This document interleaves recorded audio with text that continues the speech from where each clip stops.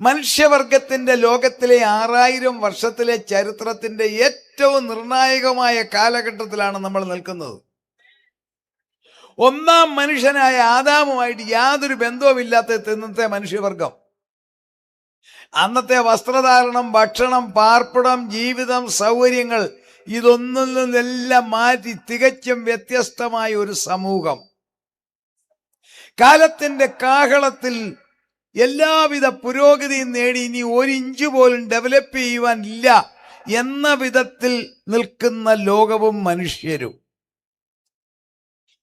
51 കോടി ചതുരശ്ര കിലോമീറ്റർ വിസ്തീർണമുള്ള ഈ ഭൂമിയിൽ നമ്മളെ കൂടി ചേർത്ത് 850 കോടി ജനങ്ങൾ ഉണ്ടെങ്കിൽ നാം എല്ലാവരും ഉൾക്കൊള്ളുന്ന ഈ ലോകത്തെ 3 ഇഞ്ച് പോലും നീളമില്ലാത്ത വിരൽ തുമ്പിൽ എത്തിക്കുന്ന ലോകത്തിന്റെ സംവിധാനങ്ങൾ നമ്മുടെ കയ്യിലുള്ള കാലം. പുരാതന കാലത്ത് ഇറാഖിലെ ഒരൊറ്റ സ്ഥലത്ത് മാത്രം ഒരു ബാബേൽ ഗോപുരം നിർമ്മിച്ചെങ്കിൽ ഇന്ന് ലോകത്തിലെ കുഗ്രാമങ്ങളിൽ പോലും ബാബേൽ ഗോപുരങ്ങൾ ഉയർന്നു നിൽക്കുകയാണ്.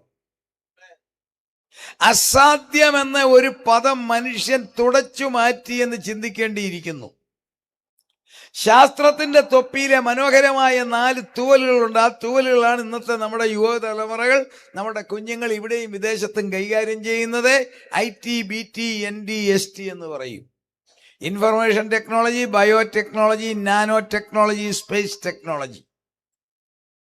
ആ ടെക്നോളജിയുടെ ഉള്ളിലാണ് നിൽക്കുന്നത്. നിങ്ങൾ നോക്കിക്കേ, ദൈവം ഭൂമിയെ സൃഷ്ടിച്ചപ്പോൾ രാത്രിയും പകലും സൃഷ്ടിച്ചു. അതിനാണ് സൂര്യൻ ഭൂമിക്ക് അഭിമുഖം പ്രതിമുഖം. ദൈവത്തിന്റെ പ്ലാൻ 12 മണിക്കൂർ ഭൂമിക്ക് പ്രതിമുഖമായിട്ട് നിൽക്കുമ്പോൾ ഇരുട്ട്, അഭിമുഖമായിട്ട് നിൽക്കുമ്പോൾ പകല്. ദൈവം സിസ്റ്റം. അപ്പോൾ ഇപ്പോൾ ഇരുട്ട് നമുക്ക് കേരളത്തിൽ ചാത്തന്നൂർ 12 മണിക്കൂർ ഇരുട്ട്, 12 മണിക്കൂർ രാത്രി, ഇല്ലേ? സൂര്യനിൽ നിന്നും അതേ സൂര്യന്റെ പ്രകാശത്തെ പാനൽ വഴി ചോർത്തിയെടുത്ത് രാത്രി പകലാക്കുന്ന മനുഷ്യൻ. നിങ്ങൾ ശ്രദ്ധിക്കുന്നുണ്ടോ? രാത്രി 12 മണിക്കൂർ രാത്രി ദൈവം വെക്കാൻ അത് സൂര്യനെ ഇങ്ങനെ കറക്കി അഭിമുഖം പ്രതിമുഖം.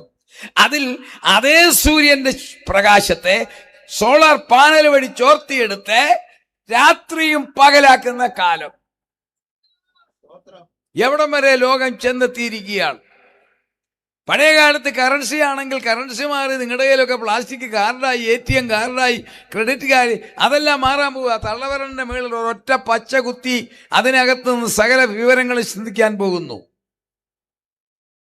എല്ലാവിധമായ സൗകര്യങ്ങളും ഒരുമിച്ച് നിൽക്കുന്ന ഒരു ലോകം. ശരീരത്തിന്റെ ബ്ലഡ് ഷുഗർ കയ്യിലിരിക്കുന്ന മൊബൈൽ ഞെക്കിയാൽ തെളിയുന്ന കാലം.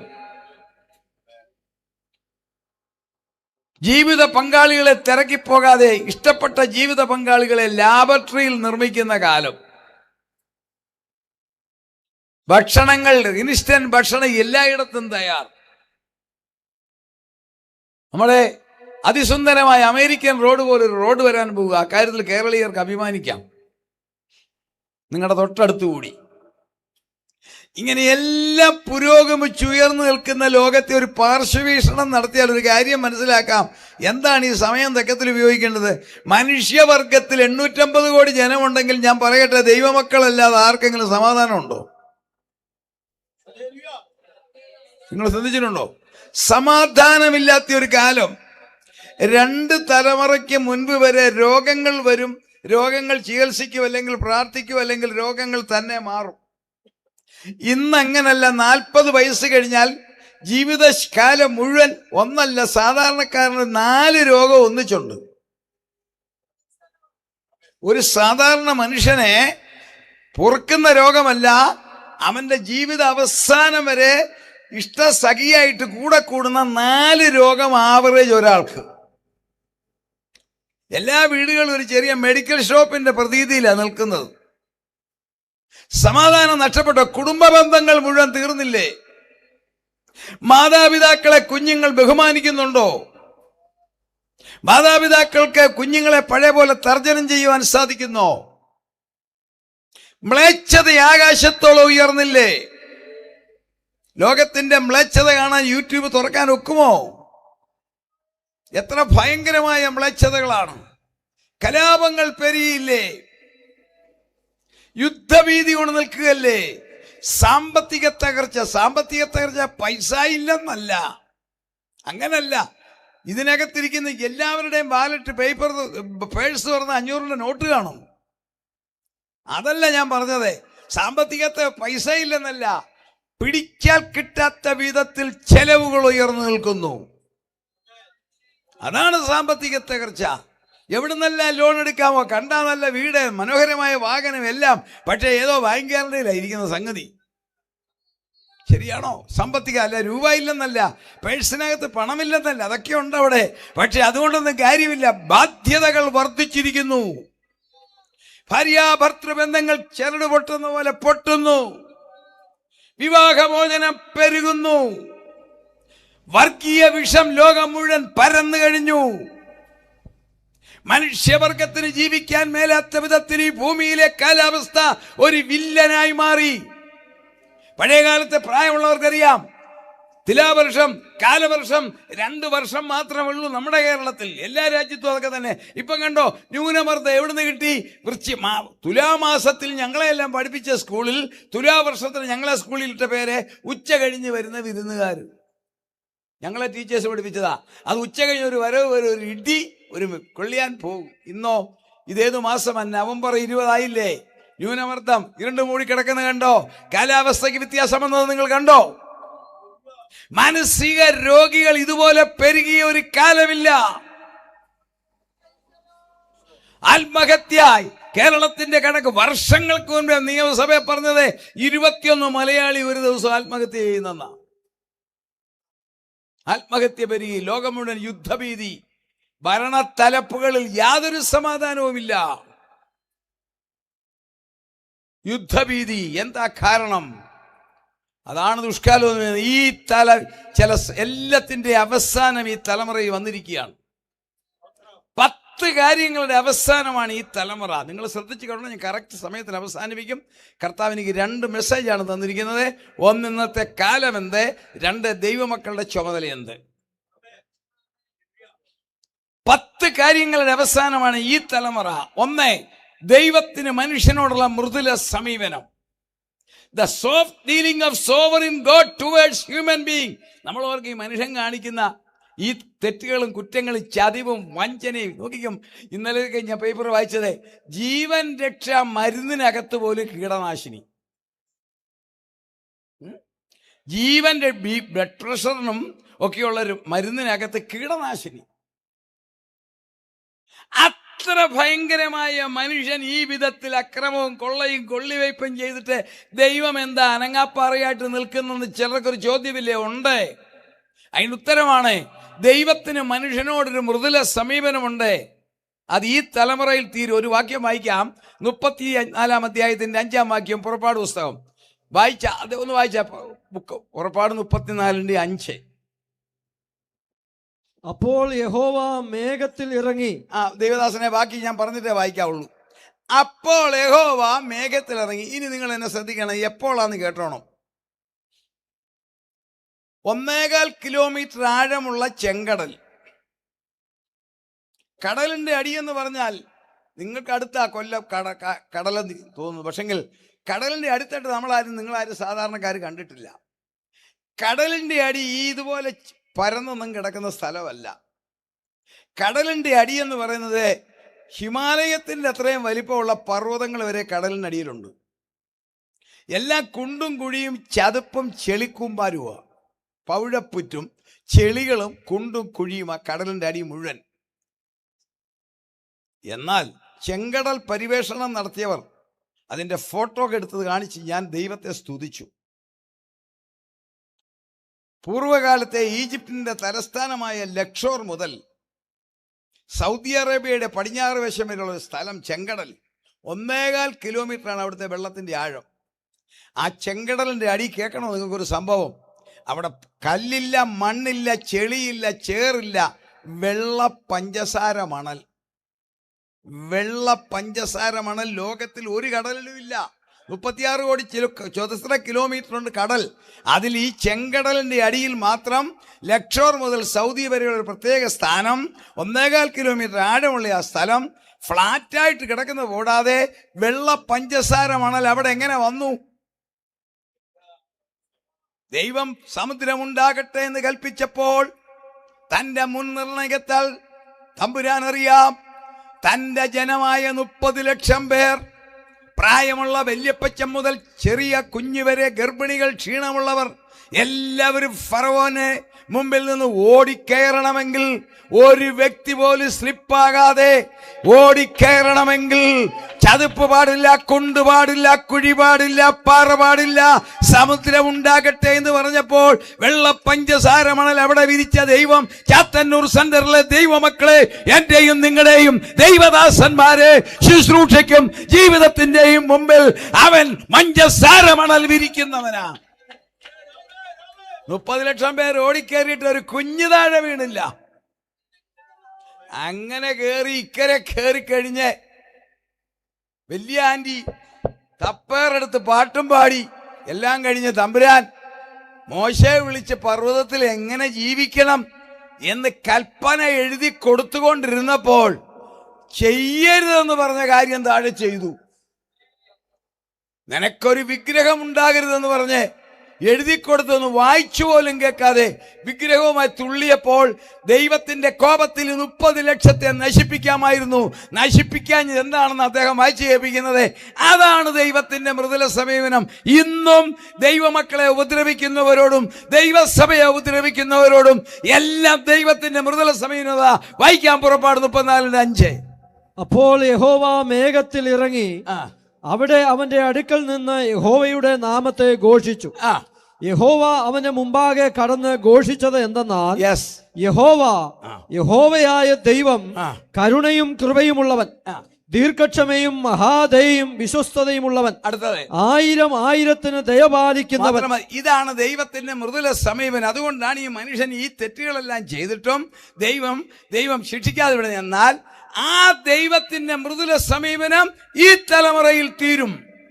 10 കാര്യങ്ങളുടെ അവസാനം ഈ തലമുറ. 1, ദൈവത്തിന്റെ മൃദുല സമീപനം. 2, മനുഷ്യവർഗം മാത്രം 6000 വർഷം കൊണ്ടൊരു സംസ്കാരം വളർത്തിയെടുത്തിട്ടുണ്ട്. മനുഷ്യവർഗം മാത്രം ഒരു കൾച്ചർ രൂപപ്പെടുത്തിയിട്ടുണ്ട്.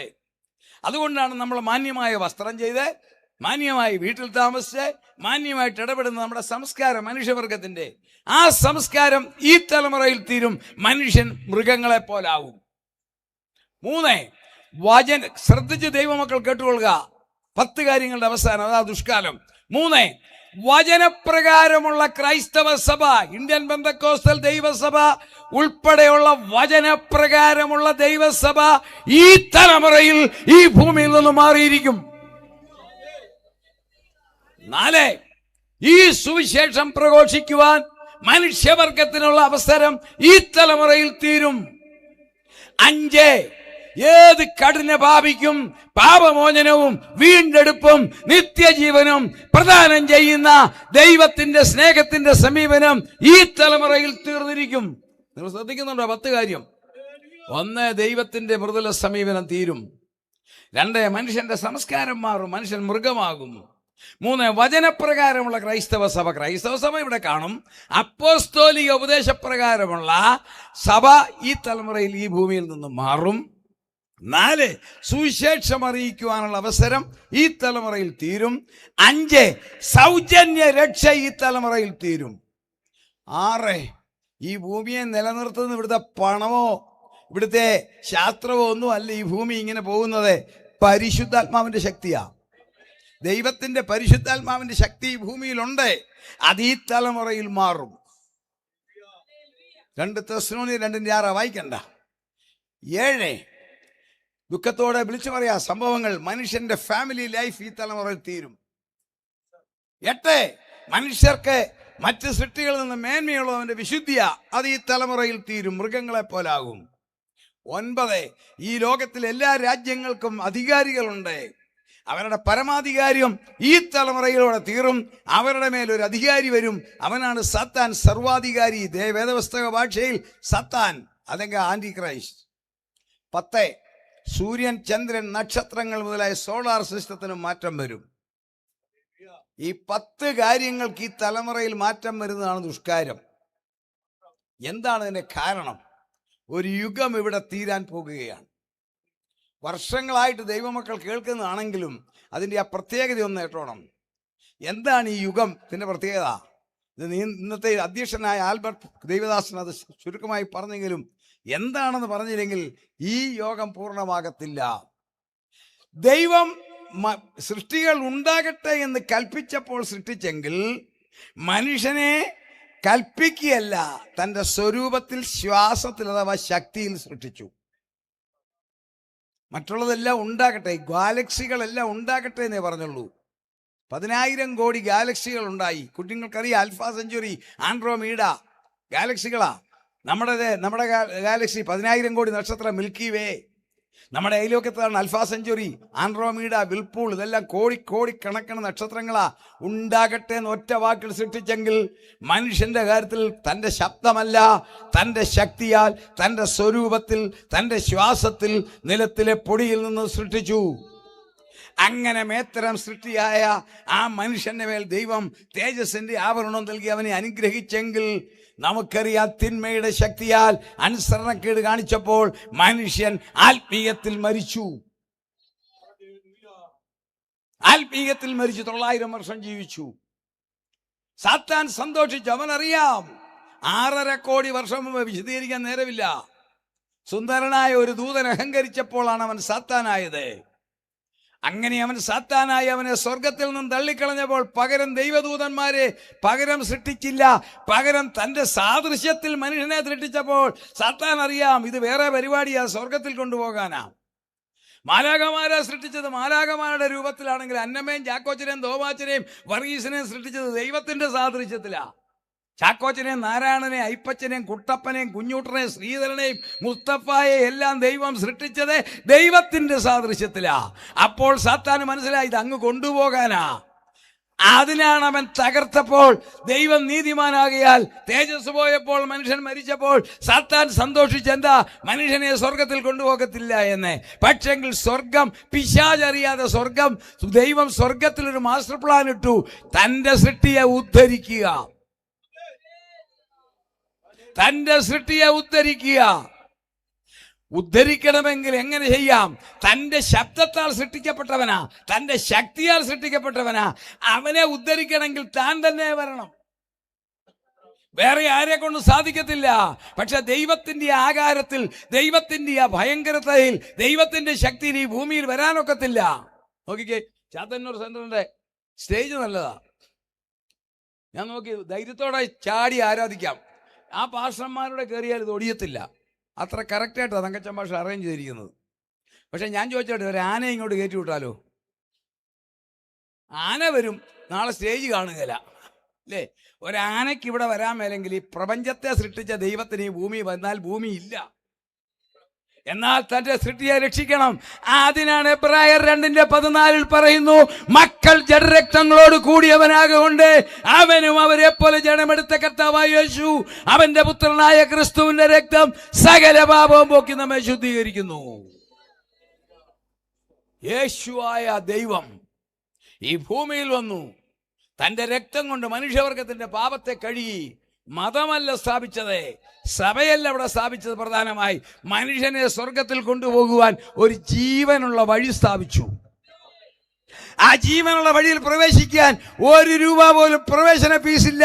ഹൃദയം തുറക്കുന്നവർക്ക്, പാപമേറ്റു പറയുന്നവർക്ക് സകല തിന്മകളും മാറി, സാത്താന്റെ അധികാരം മാറി, സകല കറകളും സകല ശാപവും മാറി, നിത്യതയ്ക്ക് വഴി തുറക്കുന്ന ദൈവത്തിന്റെ സ്നേഹം. ആ സ്നേഹത്തിന്റെ കാലമാണ് കൃപായുഗം.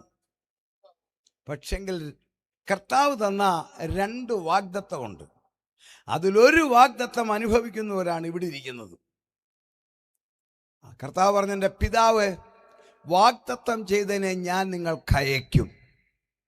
നിങ്ങളോ ഉയരത്തിൽ നിന്നും ശക്തി ലഭിക്കുവോളും നഗരത്തിൽ പാർക്കണം. അപ്പോസ്തല പ്രവൃത്തി 1:8. ഒന്ന് വായിച്ച അപ്പോസ്തല പ്രവൃത്തി 1:8. കർത്താവിന്റെ വാഗ്ദത്തമാണ്. ആക്ട്സ് 1:8.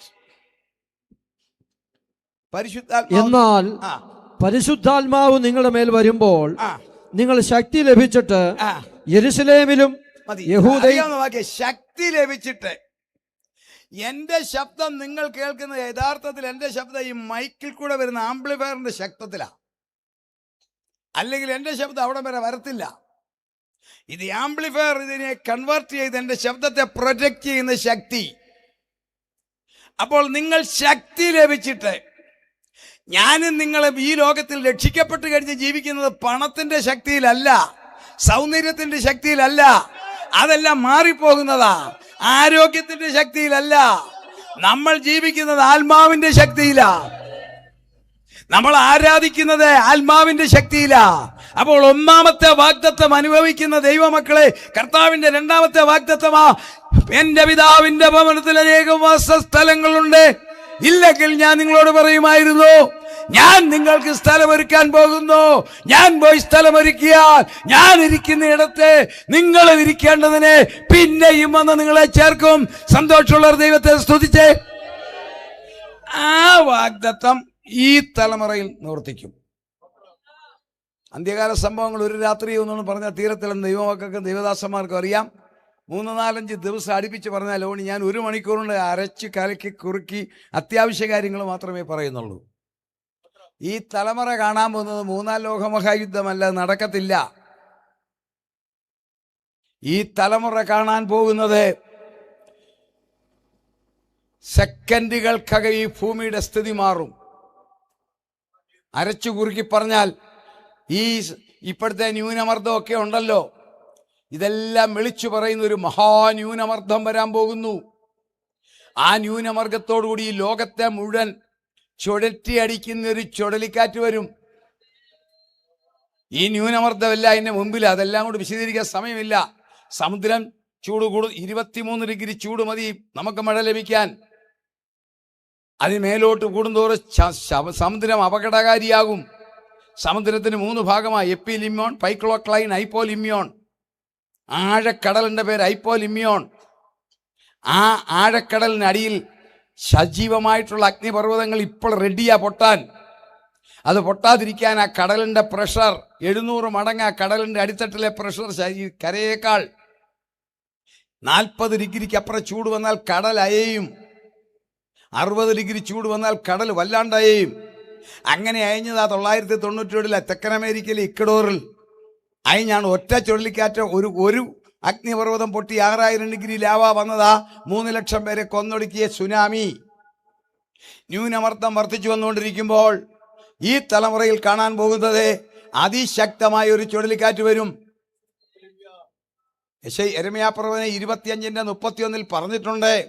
ഒന്ന് വായിക്കാമോ? യെരമ്യാ പ്രവചനം 25:31. ഇത് ഇന്നത്തെ ശാസ്ത്രലോകം പറയുന്നു, അത് സംഭവിക്കും. സൂര്യന്റെ ചൂട് കൂടിയാൽ, സൂര്യന്റെ താപനില കടലിന്റെ മുകളിൽ എത്രയായെന്നറിയാമോ? 80-85 വരെ ആയിക്കഴിഞ്ഞു. അതിനാ പറയുന്ന പേരാണ് ഗ്ലോബൽ വാർമിംഗ്. വായിച്ച യെരമ്യാ 25:31. ആരവം ഭൂമിയുടെ അറ്റത്തോളം എത്തുന്നു. ആരവം ഭൂമിയുടെ അറ്റത്തോളം എത്തുന്നു. യഹോവയ്ക്ക് ജാതികളോടൊരു വ്യവഹാരമുണ്ട്. ഓരോ വാക്കിന്റെ അർത്ഥം നോക്കണം. ദൈവമക്കളോടല്ല, ജാതികളോടൊരു വ്യവഹാരമുണ്ട്. അവൻ സകല ജഡത്തോടും വ്യവഹരിച്ച്, അവൻ സകല ജഡ, ഓരോ വാക്കിനും ടൺ കണക്കിന് അർത്ഥമാ. 850 കോടി ജനത്തോടും വ്യവഹരിച്ച ദൈവമക്കളോടല്ല. അടുത്ത വാക്യം, ദുഷ്ടന്മാരെ വാളിനേൽപ്പിക്കും എന്ന യഹോവയുടെ അരുളപ്പാട്. അടുത്ത വാക്യം വായിച്ചേ. സൈന്യങ്ങളുടെ യഹോവ ഇപ്രകാരം അരുളി ചെയ്യുന്നു, അനർത്ഥം ജാതിയിൽ നിന്ന് ജാതിയിലേക്ക് പുറപ്പെടും. ദൈവമക്കൾക്കില്ല. അടുത്ത വാക്യം, ഭൂമിയുടെ അറ്റങ്ങളിൽ നിന്ന് വലിയ കൊടുങ്കാറ്റ് ഇളകി വരും. അന്നാളിൽ യഹോവയുടെ നിഹിതന്മാർ ഭൂമിയുടെ ഒരറ്റം മുതൽ മറ്റേ അറ്റം വരെ വീണ് കിടക്കും. അവരെ കുറിച്ച് ആരും വിലപിക്കത്തില്ല. അവരെ എടുത്ത് കുഴിച്ചിടത്തില്ല. അവർ നിലത്തിന് വളമായി തീരും. ഇതാണ് കർത്താവ് താൻ ഗംഭീരനാദത്തോടും പ്രധാന ദൂതന്റെ ശബ്ദത്തോടും ദൈവത്തിന്റെ കാഹളത്തോടും സ്വർഗത്തിൽ നിന്നിറങ്ങി വരുമ്പോൾ ഏലിയാവിനെ സ്വീകരിച്ചതുപോലെ ഒരു ചുഴലിക്കാറ്റ് അടിക്കുമ്പോൾ ആ ചുഴലിക്കാറ്റിൽ അഭിഷേകത്തിന്റെ ശക്തിയുള്ള ദൈവമക്കൾ രൂപാന്തരപ്പെട്ട് സ്വർഗത്തിലേക്ക് എടുക്കപ്പെടുമ്പോൾ ആ ചുഴലിക്കാറ്റിനാൽ ഈ ഭൂമി നിലം പൊത്തും, സകലതും തകരും. ചുഴലിക്കാറ്റിന്റെ അപകടം ദൈവം തമ്പുരാൻ എത്ര സ്നേഹമുള്ളവനാ ഓരോ രാജ്യത്തിലും കാണിക്കുന്നില്ലേ? വർഗീസ് പാട്ടോട് ഒരു അമേരിക്ക ചുഴലിക്കാറ്റ് അടിച്ചതിന്റെ പ്രശ്നങ്ങൾ വേണ്ടല്ലോ. നമ്മുടെ കേരളത്തിൽ ഒരു കൊച്ചു ഓഗി അടിച്ചതിന്റെ അറിയാവോ? എല്ലാ രാജ്യങ്ങളിലും ചുഴലിക്കാറ്റിന്റെ പേപ്പർ എടുക്കാൻ ഞാൻ മറന്നുപോയി. തായ്ലൻഡിലടി, ഫിലിപ്പൈൻസിലടിച്ചൊരു ചുഴലിക്കാറ്റിന്റെ ഫോട്ടോ റോയിറ്റേഴ്സ് ആകാശത്തിൽ നിന്നെടുത്തത് ഞാൻ എടുത്തു വെച്ചിട്ടുണ്ട്, എൻ്റെ കോപ്പി. നിർഭാഗ്യവശാൽ കൊണ്ടുവന്നില്ല. ഫിലിപ്പീൻസിലടിച്ച ഒരു ചുഴലിക്കാറ്റാ. പ്ലെയിനിൽ പോയാണ് പടം എടുത്തത്. നമ്മുടെ കൊച്ചി നഗരത്തിൻ്റെ 4 ഇരട്ടി വലിപ്പമുള്ളൊരു പട്ടണം ഒരാക്രിക്കടൽ ഇരുമ്പ് കൂട്ടിയിട്ടിരിക്കുന്നതുപോലെ കിടക്കുന്നു. ഈ ഭൂമി കാണാൻ പോകുന്നത് ഏറ്റവും വലിയ ദൈവമക്കൾ എടുക്കപ്പെടും. പിറ്റേ ദിവസം പത്രം വരും, പാലുകാരൻ വരും എന്നൊന്നും ആരും ചിന്തിക്കേണ്ട. ഈ സ്റ്റേയിൽ എന്ത് നടന്ന റോഡിൽ അറിയത്തില്ല. കാരണം ഏലിയാവിനെ സ്വീകരിച്ചത് ചുഴലിക്കാറ്റിലാണെങ്കിൽ യഹോവയ്ക്ക് ഒരു വ്യവഹാരമുണ്ട്. ശാസ്ത്രം പറയുന്നു, ഇതുപോലെ ചൂട് കൂടിയാൽ 24 മണിക്കൂറിനകം ഏത് സമയത്തും ശക്തമായ ചുഴലിക്കാറ്റ് വരും. ആ ചുഴലിക്കാറ്റിൽ അഭിഷേകത്തിന്റെ ശക്തിയുള്ളവർ ദൈവത്തിന്റെ കാഹളം കേൾക്കുകയും അവർ രൂപാന്തരപ്പെടുകയും ക്രിസ്തുവിൽ മരിച്ചവർ പർദീസയിൽ നിന്ന് വരികയും ചെയ്യും. ആ സംഭവം ഈ തലമുറയിൽ നടക്കും. ലോകത്തിന്റെ സ്ഥിതി നിങ്ങൾ നോക്കിക്കേ. മനുഷ്യവർഗത്തിന് ജീവിക്കാൻ മേലാത്ത വിധത്തിൽ മാരക രോഗങ്ങൾ ഭൂമിയെ വിഴുങ്ങിക്കഴിഞ്ഞു. ഗ്ലോബൽ വാർമിംഗ് ഈ ഭൂമിയിൽ 98.5 ഡിഗ്രി അഥവാ 36 ഡിഗ്രി ശരീര താപനിലയുള്ള മനുഷ്യർക്ക് താമസിക്കാൻ സാധിക്കത്തില്ല. ഈ ഭൂമിയുടെ മേളിലത്തെ കവറായ ആകാശത്തിന്റെ തട്ടുകൾ 5 തട്ടുകൾ ഇളകിക്കഴിഞ്ഞു. സർവപ്രധാനമായി 1600 കിലോമീറ്റർ വേഗത്തിലാണ് ഈ ഭൂമി കറങ്ങുന്നത്. ആ കറക്കത്തിന് നിദാനമായി ഈ ഭൂമിയുടെ അടിയിൽ ഗ്രാവിറ്റി എന്ന് പറയും, കുട്ടികൾ പറയും ഗുരുത്വാകർഷണം. ആ ഗുരുത്വാകർഷണം കൊണ്ടാണ് നിങ്ങൾ ചെയറിൽ ഇരിക്കുന്നത്, ഞാനിവിടെ നിൽക്കുന്നത്. അല്ലെങ്കിൽ നമ്മൾ പഞ്ഞി പോലെ പറന്നു പോകും. ശാസ്ത്രം ഭയത്തോടെ പറയുന്നു, ഈ ഗുരുത്വാകർഷണത്തിന് വ്യത്യാസം വന്നു കഴിഞ്ഞു, അത് വളരെ അപകടത്തിലേക്ക് പോയിക്കൊണ്ടിരിക്കുന്നു. അങ്ങനെ ഈ ഭൂഗോളം മനുഷ്യവർഗത്തിന് അല്ലാത്ത വിധത്തിലായിക്കഴിഞ്ഞപ്പോൾ കർത്താവായ യേശുക്രിസ്തുവിൻ്റെ ഒരു പ്രവചനവാക്യമുണ്ട്. ആ ഒരൊറ്റ കാര്യത്തെ വളരെ വേഗം ഒന്ന് ചിന്തിച്ചിട്ട് വേണം നമുക്ക് മുന്നോട്ട് പോകാൻ. വിശുദ്ധ മത്തായിയുടെ സുവിശേഷം 24-ാം അധ്യായത്തിന്റെ 1-ാം വാക്യം വായിക്കാം. എന്താണ് ഞാൻ ഈ തലമുറയിൽ കർത്താവ് വരുമെന്ന് പറയുന്നത്? വായിക്കാം. യേശു ദൈവാലയം വിട്ടു പോകുമ്പോൾ ശിഷ്യന്മാർ അവന് ദൈവാലയത്തിന്റെ പണി കാണിക്കേണ്ടതിന് അവന്റെ അടുക്കൽ വന്നു. 46 വർഷം കൊണ്ട് ഹെരോദാവിന്റെ ഒത്താശയോടെ നിർമ്മിച്ച അതിസുന്ദരമായ ദേവാലയം, അതിന്റെ പണികളെല്ലാം കാണിച്ചപ്പോൾ ശിഷ്യന്മാരോർത്ത് കർത്താവ് പറയും വെരി ഗുഡ് എന്ന്. കർത്താവ് പറഞ്ഞ വാക്ക് കേൾക്കുക. അവൻ അവരോട്, ഇതെല്ലാം കാണുന്നില്ലയോ? ഇടിഞ്ഞു പോകാതെ കല്ലിന്മേൽ കല്ലിവിടെ ശേഷിക്കയില്ല എന്ന് ഞാൻ സത്യമായിട്ടും നിങ്ങളോട് പറയുന്നു എന്ന് പറഞ്ഞു. ഒരു യഹൂദൻ അവന്റെ കുടുംബത്തെക്കാൾ, മക്കളെക്കാൾ, ഭാര്യയെക്കാൾ, സ്വത്തുക്കളെക്കാൾ ജീവൻ അവന്റെ ആലയമാ. അതാ സങ്കീർത്തനം വായിക്കുന്നത്, നിന്റെ ആലയത്തെക്കുറിച്ചുള്ള എരിവ്. ആ വാക്ക് കർത്താവ് പറഞ്ഞു കേട്ടോ. ഇടിഞ്ഞു പോകാതെ കല്ലുമേ കല്ല് ശേഷിക്കത്തില്ല. 3-ാം വാക്യം വായിക്കാം. അവൻ ഒലിവുമലയിൽ ഇരിക്കുമ്പോൾ ശിഷ്യന്മാർ തനിച്ച് അവന്റെ അടുക്കൽ വന്നു. അത് എപ്പോൾ സംഭവിക്കുമെന്നും നിന്റെ വരവിനും ലോകാവസാനത്തിനും അടയാളം എന്ത് എന്നും പറഞ്ഞു തരണമെന്ന് അപേക്ഷിച്ചു. കർത്താവ് അവരോട് പറഞ്ഞായിരുന്നു, ഞാൻ നിങ്ങൾക്ക് സ്ഥലം ഒരുക്കാൻ പോകുന്നു, ഞാൻ പോയി നിങ്ങൾ സ്ഥലം ഒരുക്കിയ ശേഷം നിങ്ങളെ ചേർക്കുമെന്ന്. അതുകൊണ്ടാണ് അവർ ചോദിച്ചത് നിന്റെ വരവേ. അവർ ധരിച്ചു അതോടെ ലോകം തീരുവെന്ന, ലോകാവസാനം. കർത്താവ് 3 ഉത്തരം പറഞ്ഞു. സഭയെ ചേർക്കാൻ എപ്പോൾ വരും, ഈ ഭൂമിക്ക് എപ്പോൾ അവസാനം, സാത്താനെ എപ്പോൾ ഇല്ലാതാക്കും, ഇതെല്ലാം അവിടെ ഉണ്ട്. നമുക്ക് ചിന്തിക്കാൻ സമയമില്ലെങ്കിലും കാതലായ 5 പ്രവചനം. 32-ാമത്തെ വാക്യം 24-32 വായിച്ചേ. അത്തിയെ നോക്കി ഒരു ഉപമ പഠിപ്പീൻ. അദ്ദേഹം വായിക്കുമ്പോൾ നിങ്ങൾ കേട്ടോണം. 5 പ്രവചനം വായിക്കാം. അതിന്റെ കൊമ്പ് ഇളതായി ഇല തളിർക്കുമ്പോൾ വേനൽ അടുത്തു എന്ന് നിങ്ങൾ അറിയുന്നുവല്ലോ. അടുത്തത്, അങ്ങനെ നിങ്ങൾ ഇതൊക്കെയും കാണുമ്പോൾ അവൻ അടുക്കെ വാതിൽക്കൽ തന്നെ ആയിരിക്കുന്നു എന്ന് അറിഞ്ഞുകൊള്ളുവീൻ. അടുത്തത്, ഇതൊക്കെയും സംഭവിക്കുവോളം ഈ തലമുറ ഒഴിഞ്ഞു പോകുകയില്ല എന്ന് ഞാൻ സത്യമായിട്ടും നിങ്ങളോട് പറയുന്നു. അടുത്ത വാക്യം, ആകാശവും ഭൂമിയും ഒഴിഞ്ഞു പോകും, എന്റെ വചനങ്ങളോ ഒഴിഞ്ഞു പോകുകയില്ല. തിരുവചനത്തിൽ ദൈവജനമാകുന്ന ഇസ്രായേലിനെ 3 മരങ്ങളോട് ഉപമിച്ചിട്ടുണ്ട്. ആത്മീയമായി മുന്തിരി, ഞാൻ സാക്ഷാൽ മുന്തിരിവള്ളി, നിങ്ങൾ കൊമ്പുകൾ. രാഷ്ട്രീയമായി അത്തി, ഹോശയ്യ 9:10 എടുക്കണ്ട, എടുത്തു വായിച്ച സമയം നമുക്ക് കിട്ടത്തില്ല. അത്തിവൃക്ഷത്തിന്റെ തലക്കനി പോലെ നിങ്ങളുടെ പിതാക്കന്മാരെ കണ്ടു. ധനത്തിലും സൗന്ദര്യത്തിലും കഴിവിലും ഒലിവേ, നിന്റെ മക്കൾ നിന്റെ മേശയ്ക്ക് ചുറ്റും ഒലിവ് തൈകൾ പോലെ. നിന്റെ രൂപഭംഗി ഒലിവ് തൈയുടെ രൂപഭംഗി പോലെ. ഹോശയ്യ 14. രാഷ്ട്രീയമായി അത്തി, ആത്മീയമായി മുന്തിരി, സമ്പത്തിലും സൗന്ദര്യത്തിലും ഒലിവേ. അതിൽ രാഷ്ട്രീയമായിട്ട് കർത്താവ് പറയാ, എന്റെ വരവിന്റെ അടയാളം അത്തിയെ നോക്കി നിങ്ങൾ പഠിച്ചോണം, അതിന്റെ കൊമ്പുള്ളതാകും. കർത്താവ് അത് പറയുമ്പോൾ അവർക്ക് രാജ്യമില്ല. അതിന് 600 വർഷം മുമ്പ് രാജ്യം പോയി, നമുക്കിതറിയാം. കർത്താവിന്റെ കാലത്ത് റോമൻ ചക്രവർത്തിയുടെ കീഴിൽ ഭരിക്കുന്ന കാലം. ആ ആഴ്ചയിൽ ദുഃഖകരമായൊരു സംഭവം നടന്നു. ഈ മത നേതാക്കന്മാരും മതഭ്രാന്തന്മാരും കർത്താവിനെ നോക്കി പറഞ്ഞു, അവന്റെ രക്തം ഞങ്ങളുടെ മേലും ഞങ്ങളുടെ മക്കളുടെ മേലും വീഴട്ടെ. ശാപമേറ്റു വേണ്ടി ലോകം മുഴുവൻ ചെതറി. കൊച്ചിയിലും മാളയിലും വന്നു യഹൂദൻ. കർത്താവ് പറഞ്ഞു, കുപ്പിപ്പാത്രം പൊട്ടുന്നത് പോലെ ലോകം മുഴുവൻ ചെതറി. അവരുടെ ഒരൊറ്റ ഫാമിലി പോലും പലസ്തീനിൽ ഇല്ലാതായി. ലോകം മുഴുവൻ ചെതറിയെങ്കിലും കർത്താവ് പറഞ്ഞു, എൻ്റെ വരവ് സഭയെ ചേർക്കാൻ വരുന്നതിന് അടയാളം ഇത് തളിർക്കും. ആ തളർത്ത കാര്യങ്ങളൊന്നും ഞാൻ പറയുന്നില്ല. ലോകം മുഴുവൻ ചെതറി.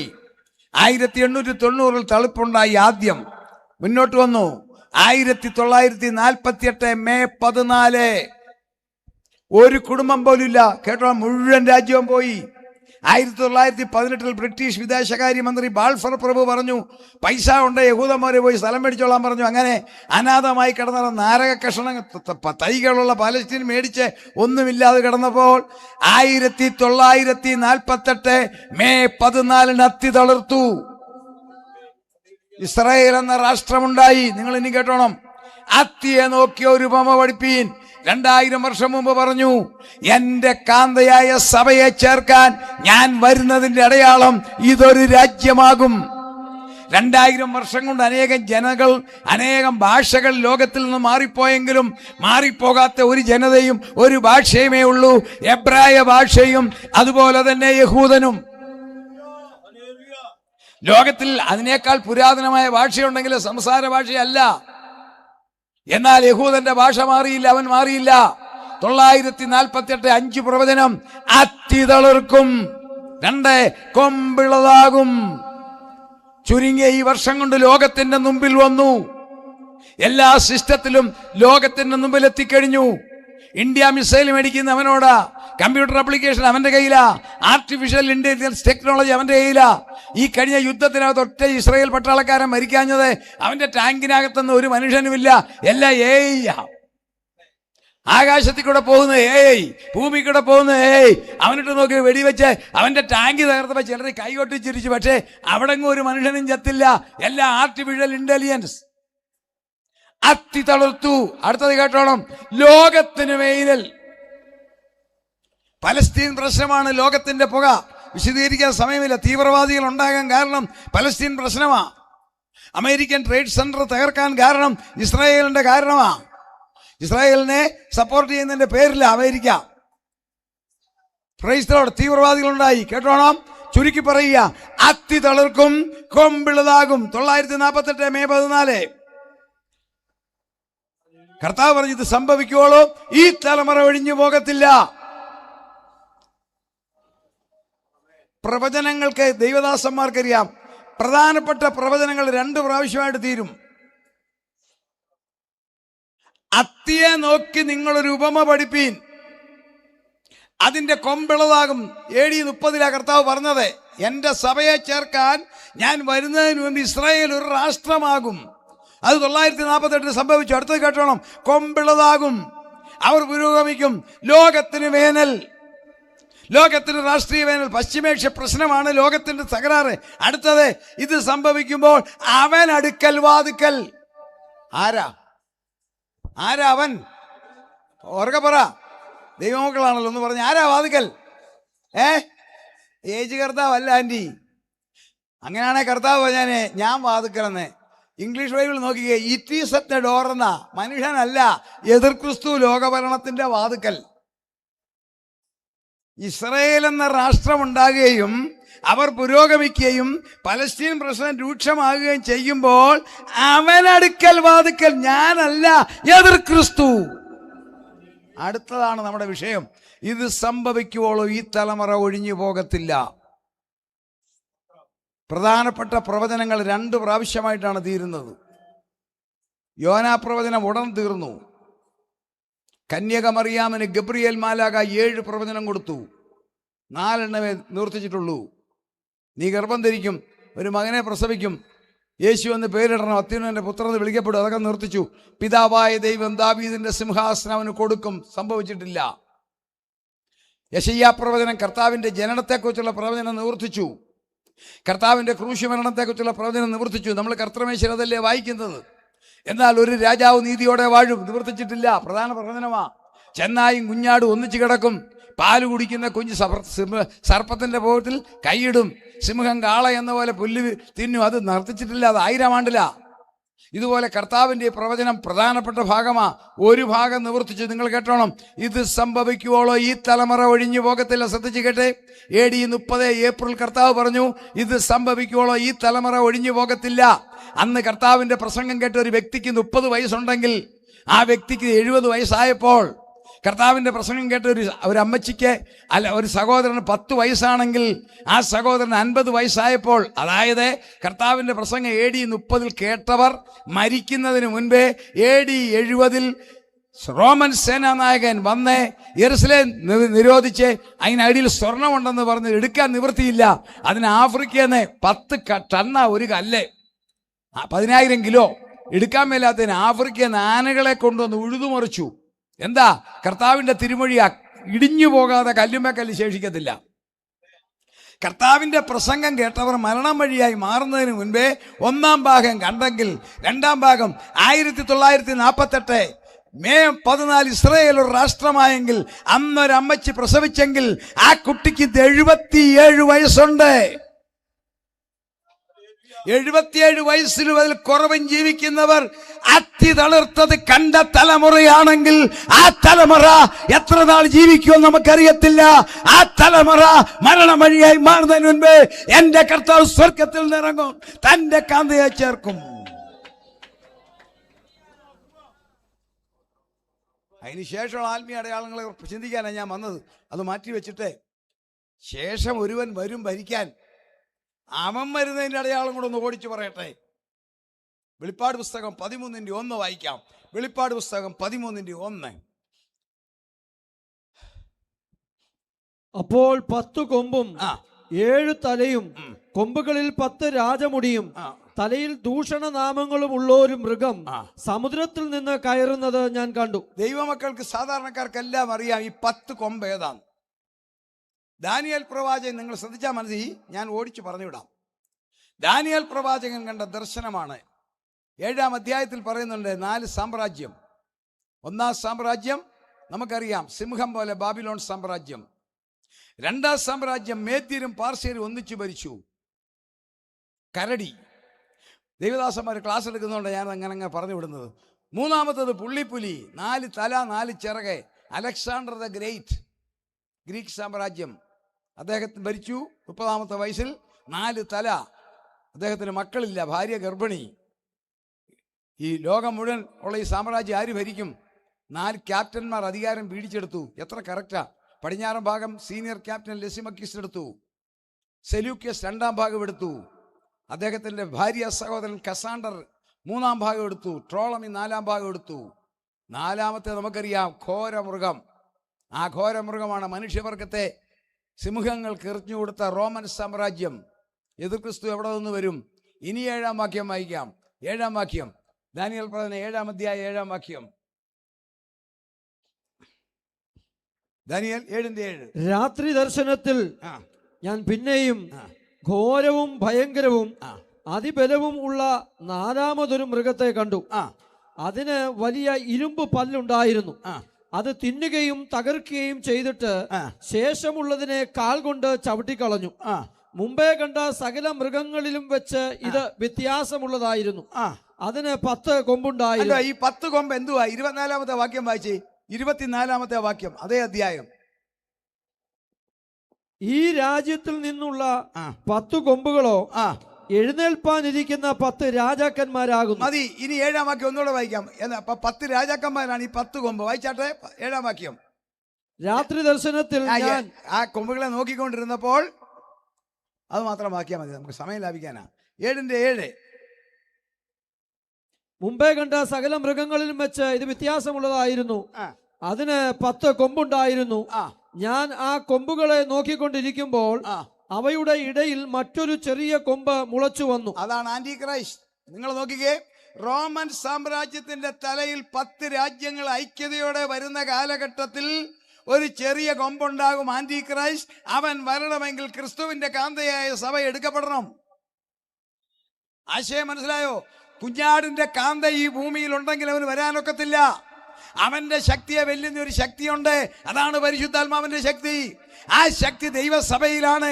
അത് ദൈവമക്കളിൽ മാത്രമാണ്. അത് ലോകത്തിലെ ഒരു സംവിധാനത്തിലോ ആറ്റമായുധത്തിലോ ധനത്തിലോ അല്ല. അത് ദൈവമക്കളിൽ മാത്രം രക്ഷാനിർണയം പ്രാപിച്ച് വിശുദ്ധിയിൽ ജീവിക്കുന്ന ദൈവമക്കളിലാണ് ആ ശക്തി. ആ ശക്തി മാറാതെ എതിർ ക്രിസ്തു വെളിപ്പെടത്തില്ല. അവൻ വെളിപ്പെടുന്നത് 10 കൊമ്പുകളാകുന്ന യൂറോപ്യൻ യൂണിയൻ. എത്ര കറക്റ്റാ പ്രവചനം! റോമൻ സാമ്രാജ്യത്തിന്റെ തലയിൽ 10 കൊമ്പ്. യൂറോപ്യൻ യൂണിയൻ 30 രാജ്യങ്ങൾക്ക് അംഗത്വമുണ്ട്. പക്ഷേ ചേർന്നത് 12 രാജ്യം. Belgium, Germany, France, Italy, Luxembourg, Netherland, Britain, Denmark, Ireland, Greek, Spain, Portugal. ഞാൻ ഒന്നുകൂടെ പറയാം. ലോകത്തിലെ പ്രധാനപ്പെട്ട ഒരു രാജ്യവുമില്ല. യൂറോപ്പിലെ സ്വീഡനില്ല, സ്വിറ്റ്സർലൻഡില്ല, ഇന്ത്യയില്ല, ചൈനയില്ല, അമേരിക്കയില്ല, ജപ്പാനില്ല, ഗൾഫില്ല. ഈർക്കിലി പോലുള്ള 10 രാജ്യങ്ങൾ, 12 രാജ്യങ്ങൾ. Belgium, Germany, France, Italy, Luxembourg, Netherland, Britain, Denmark, Ireland, Greek, Spain, Portugal. ഇതെങ്ങനെ 10 ആവും? കറക്റ്റ് 10. 1953 ജർമ്മനിയും ഫ്രാൻസും തത്വത്തിൽ ഒന്നായി. അതിന്റെ പേരാണ് ESCC, European steel and coal community union. ഇരുമ്പും കരിയും വിൽക്കുന്ന രാജ്യം 11. പിന്നെ നോക്കിക്കേ, എന്താ മലയാളി പെമ്പുപിള്ളേർക്ക് ഇഷ്ടം പോലെ ഇംഗ്ലണ്ട് ജോലി കിട്ടുന്നത്? ബ്രിട്ടനിൽ കിട്ടിയത് എന്താ? ബ്രിട്ടൻ ഇതിനകത്തുനിന്ന് വെളിച്ചാടി. ബ്രിട്ടാക്സ്. അവർ യൂറോപ്യൻ യൂണിയൻ വെളിയിൽ പോയി. അപ്പോൾ യൂറോപ്യൻ യൂണിയനിൽ ഉണ്ടായിരുന്ന മറ്റ് രാജ്യങ്ങളിൽ ജോലിക്ക് പോയവരെല്ലാം പറഞ്ഞു, ഞങ്ങൾക്ക് ബ്രിട്ടൻ വേണ്ടെന്ന് പറഞ്ഞത് മാറിപ്പോയി, അതുകൊണ്ടാണ് നമ്മുടെ കുഞ്ഞുങ്ങൾ ജോലിക്ക് പോയത്. അങ്ങനെ ബ്രിട്ടന് മാറിയെങ്കിൽ 10 രാജ്യങ്ങൾ കറക്റ്റായിട്ട് നിൽക്കുന്നത് നിങ്ങൾ കണ്ടോ? ഇനിയും വേഗം അവൻ്റെ വരുന്നതിൻ്റെ അടയാളം മാത്രം ഒന്ന് പറയാനാ. വെളിപ്പാട് 13-1 ഒന്നുകൂടെ ഒന്ന് വായിച്ചേ. വെളിപ്പാട് 13-1. 10 കൊമ്പും 7 തലയും. അത് പറയാനാ. കൊമ്പുകളിൽ 10 രാജമുടി. കറക്റ്റ്. എന്താണ് രാജമുടി? ആന്റി ക്രൈസ്റ്റ് ആരാ, എവിടുന്നാ വരുന്നത് വിശദീകരിക്കാൻ നമുക്ക് നേരമില്ല. എന്താണ് രാജമുടി? ഇംഗ്ലീഷിൽ പറയും ബ്രൈഡൽ. ഒരു പെൺകുട്ടിയെ ഏത് രാജ്യത്തിലും വിവാഹത്തിന് കൊണ്ടുപോകുമ്പോൾ അവളുടെ തലയിൽ അണിയിക്കുന്ന സാധനമാണ് രാജമുടി, ബ്രൈഡൽ. നമ്മുടെ കുഞ്ഞുങ്ങളെയൊക്കെ വിവാഹത്തിന് കൊണ്ടുപോകുമ്പോൾ തലയിൽ വെച്ച് കൊണ്ടുപോകുന്നത് എന്തിനാ? ആ വിവാഹത്തിന് ആ പെങ്കൊച്ചിനൊക്കെ സുന്ദരിമാർ വേറെ പെമ്പിള്ളേർ കാണും. പക്ഷെ അവരെ ആരും നോക്കണ്ട. ഇവളാ ഇന്നത്തെ വധുവെന്ന് അറിയിക്കാൻ അവിടെ തലയെ വെക്കുന്നത്. അതും വെച്ചുകൊണ്ടാ പോയവരല്ലേ ഇരിക്കുന്ന വിവാഹിതരായവരെല്ലാം. അതാണ് ബ്രൈഡൽ. എതിർ ക്രിസ്തുവിന് 10 രാജമുടി, 9 റെഡി, ഒരെണ്ണം 90% റെഡി. കേട്ടോ? അപ്പോൾ അവൻ വരാറായി നോക്കണം. 1 ഏകലോക ഗവൺമെന്റ്. വായിക്കാം. വെളിപ്പാട് 13-7. വെളിപ്പാട് 13-7. വിശുദ്ധന്മാരോട് യുദ്ധം ചെയ്ത് അവരെ ജയിപ്പാനും അതിന് അധികാരം ലഭിച്ചു. സകല ഗോത്രത്തിന്മേലും വംശത്തിന്മേലും ഭാഷമേലും ജാതിമേലും അധികാരം ലഭിച്ചു. ഇന്ന് ലോകം എന്താ പറയുന്നത്? ഒരു വൺ വേൾഡ് ഗവൺമെന്റ് വേണമെന്ന് മുറവിളി കൂട്ടുന്ന നിങ്ങൾ കണ്ടോ? എല്ലാ രാജ്യങ്ങൾക്കും അവരവരുടെ അധികാരികൾ ഇരിക്കുമ്പോൾ തന്നെ ലോകത്തെ സമാധാനത്തിൽ സമന്വയിപ്പിക്കുവാൻ ഒരു കോമൺ നേതാവ് വരട്ടെ എന്ന് ബുദ്ധിജീവികൾ പറയുമ്പോൾ ഇവനിതാ പുറകിൽ നിൽക്കുന്നു. ഏകലോക ഗവൺമെന്റ്. രണ്ടാമത്തെ അവന്റെ രാജമുടി. വെളിപ്പാട് 6-3.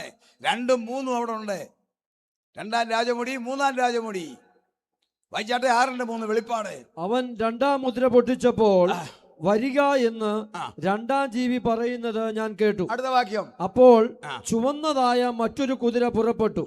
അതിന്റെ പുറത്തിരിക്കുന്നവന് മനുഷ്യർ അന്യോന്യം കൊല്ലുവാൻ തക്കവണ്ണം ഭൂമിയിൽ നിന്ന് സമാധാനം എടുത്തു കളയേണ്ടതിന് അധികാരം ലഭിച്ചു. വാക്യം മറക്കരുത്. നോക്കിക്കേ. 2ാമത്തെ രാജമുടി എതിർ ക്രിസ്തു എന്ന് പറഞ്ഞാൽ ക്രിസ്തുവിനെതിരെ. ക്രിസ്തു പറഞ്ഞു, എന്റെ സമാധാനം ഞാൻ നിങ്ങൾക്ക് തന്നേച്ചു പോകുന്നു. ഇവൻ പറയും സമാധാനം പാടില്ല, സമാധാനം മേലാൽ വേണ്ട. അതാണെന്ന് വീട്ടിൽ സമാധാനമില്ല, ഭാര്യ ഭർത്താക്കന്മാരുടെ ഇടയിൽ സമാധാനമില്ല, സമൂഹത്തിൽ സമാധാനമില്ല, ജോലി സ്ഥലത്ത് സമാധാനമില്ല, യാത്ര ചെയ്യുന്നിടത്ത് സമാധാനമില്ല, ഒരിടത്തും സമാധാനമില്ല. കാരണം അവൻ സമാധാനം എടുത്ത് കളയാൻ പോവുകയാണ്. 2ാമത്തെ അതേ വാക്യം തന്നെ വായിച്ചേ. 3ാമത്തെ രാജമുടി, 3ാം രാജമുടി വായിക്കാം. അതേ വാക്യം. അപ്പോൾ ചുമന്നതായ മറ്റൊരു കുതിര പുറപ്പെട്ടു.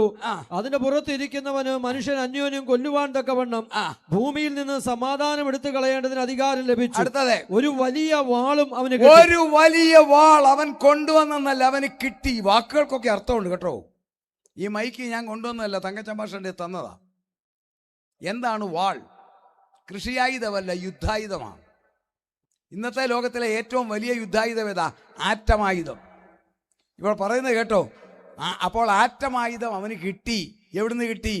അവൻ വരുന്ന ബേസാണ് യൂറോപ്യൻ യൂണിയൻ. 10 രാജാക്കന്മാർ. അവരിതാ international thermo nuclear experimental reactor ആരംഭിച്ചിട്ട് വർഷം 8 കഴിഞ്ഞു. സൂര്യപ്രകാശത്തിൽ നിന്നും ആറ്റമായുധം നിർമ്മിച്ചുകൊണ്ടിരിക്കുന്നു. അവർ സൂര്യപ്രകാശത്തിൽ നിന്നും ആറ്റം വികിരണം നടത്തി ആറ്റമായുധം ഉണ്ടാക്കാൻ ശ്രമിച്ച് രഹസ്യമൊന്നും വെളിവിട്ടിട്ടില്ല. എവിടം വരെ ആയെന്ന് അത് നിർമ്മിച്ച് അവൻ്റെ കയ്യിലോട്ട് കൊടുക്കും. ആ ആയുധം കയ്യിലുള്ളപ്പോൾ അവൻ ലോകത്തെ ഒതുക്കും. 4-ാമത്തെ അവൻ്റെ രാജമുടി 6:5 വായിക്കാം. 4-ാമത്തെ രാജമുടി 6:5. 3-ാം മുദ്ര പൊട്ടിച്ചപ്പോൾ വരിക എന്ന് 3-ാം ജീവി പറയുന്നത് ഞാൻ കേട്ടു. അടുത്ത് കേട്ടോണം. അപ്പോൾ ഞാൻ ഒരു കറുത്ത കുതിരയെ കണ്ടു. അതിന്മേൽ ഇരിക്കുന്നവൻ ഒരു തുലാസ് കയ്യിൽ പിടിച്ചിരുന്നു. ഒരു പണത്തിന് 1 ഇടങ്ങഴി കോതമ്പ്, ഒരു പണത്തിന് 3 ഇടങ്ങഴി. സംഭവം ലോകം മുഴുവൻ ഒറ്റ നാണയത്തിൽ. അതിന്റെ മുന്നോടിയാണ് ഇന്ന് ഓൺലൈൻ ബിസിനസ്. മനസ്സിലായോ? ഒരു സാധനത്തിനും ഓർഡർ കൊടുത്താൽ വീട്ടിൽ സാധനം വരുന്നുണ്ടോ? ഓൺലൈനിൽ തുടങ്ങിക്കഴിഞ്ഞില്ലേ പരിപാടി? എന്താ? അന്ന് ഓൺലൈനിൽ മാത്രം സാധനങ്ങൾ അവൻ പറയുന്ന വിലയ്ക്ക് അവൻ ഇഷ്ടപ്പെടുന്നവർക്ക് മാത്രം കിട്ടും. 1-ാമത്തെ രാജമുടി, ഹല്ലേലൂയ, ഞാൻ പറഞ്ഞു 1-ാമത്തെ രാജമുടി സമാധാനം എടുത്തു കളയും. ഏകലോക ഗവൺമെന്റ് 2 സമാധാനം എടുത്തു കളയും. 3-ാമത്തേത് ആറ്റമായുധം കൈ കിട്ടും. 4 ഓൺലൈൻ ബിസിനസ്. 5-ാമത്തേത് ഗൗരവമാ. 13-ന്റെ 10 വായിച്ചേ. 13-ന്റെ 10 അത് കണ്ടുപിടിച്ചു. അത് മാത്രമേ 10% കൂടെ ഏതാണ്ട് കണ്ടുപിടിക്കാനുണ്ട്. വായിക്കാം. 5-ാമത്തെ രാജമുടി വെളിപ്പാട് 13-ന്റെ 10. അടിമയാക്കി കൊണ്ടുപോകും. ലോകത്തിൽ അന്ന് ജീവിക്കുന്നവർ മുഴുവൻ അവന്റെ അടിമയാകും. ഇന്നല്ല, അന്ന് ജീവിക്കുന്നവർ രക്ഷിക്കപ്പെട്ട ദൈവമക്കൾ അന്ന് കാണത്തില്ല. സ്വർഗത്തിൽ പേരെഴുതിയവർ കാണത്തില്ല. വീണ്ടെടുക്കപ്പെട്ടവർ ഈ ഭൂമിയിൽ കാണത്തില്ല. അതൊരു സഭയല്ല, ഒരു മതമല്ല, ഒരു ഭാഷയല്ല. യേശുവിന്റെ രക്തം കൊണ്ട് പാപക്കറ മാറിയവർ മാറിയാൽ ശേഷിച്ചവരെ മുഴുവൻ അവൻ അടിമയാക്കും. ഒത്തിരി വിശദീകരിക്കേണ്ടതാ. തങ്കച്ചൻ മാസ്റ്ററെ ഒരു വലിയ ബിസിനസ്സുകാരനാണെന്ന് നിങ്ങൾ വിചാരിച്ചു. ഒരു ഉദാഹരണം പറയുക. ഒരു ദിവസം കോടിക്കണക്കിന് രൂപയുടെ ബിസിനസ് നടത്തുന്നയാളാ തങ്കച്ചൻ മാസ്റ്റർ. സയൻസ് പറയുന്നതാ ഇന്നത്തെ. അദ്ദേഹത്തിൻ്റെ വരുമാനം 10,000 കോടി. അദ്ദേഹത്തിൻ്റെ മുഴുവൻ രഹസ്യവും അറിയാവുന്ന സെക്രട്ടറിയാണ് ആൽബർട്ട് പാസ്റ്റർ എന്ന് വിചാരിച്ചു. ഈ കോടിക്കണക്കിന് ബിസിനസ് അദ്ദേഹം നടത്തുന്നു ഒരു ദിവസം. അതിൻ്റെ മുഴുവൻ ടെക്നോളജി അറിയാവുന്ന ആളാണ് ആൽബർട്ട് പാസ്റ്റർ എന്ന് വിചാരിച്ചു. ഈ തങ്കച്ചൻ പാസ്റ്ററുടെ ബിസിനസ്സിനെ പൊട്ടിക്കാൻ ഞാൻ തീരുമാനിച്ചാൽ ഈ ആൽബർട്ട് പാസ്റ്ററുടെ അദ്ദേഹത്തിൻ്റെ മുഴുവൻ രഹസ്യവും അറിയാം. ഇദ്ദേഹത്തിനെ ഞാൻ ബ്രൈവ് ചെയ്താൽ കനത്തെ ഒരു തുക കൊടുത്ത് ഇദ്ദേഹത്തെ വശത്താക്കി ഇദ്ദേഹത്തിൻ്റെ തങ്കച്ചൻ പാസ്റ്ററുടെ ബിസിനസ് ടെക്നോളജി ഞാൻ പിടിച്ചെടുത്താൽ തങ്കച്ചൻ പാസ്റ്ററുടെ ബിസിനസ് പൊട്ടും. അതിന് സയൻസ് പറഞ്ഞ പരിപാടി കേൾക്കണോ? RN കാണാം. ദാനിയേൽ 7:25. ദാനിയേൽ 7:25 ഒന്ന് വേഗം വായിച്ചേ. ദാനിയേൽ 7:25.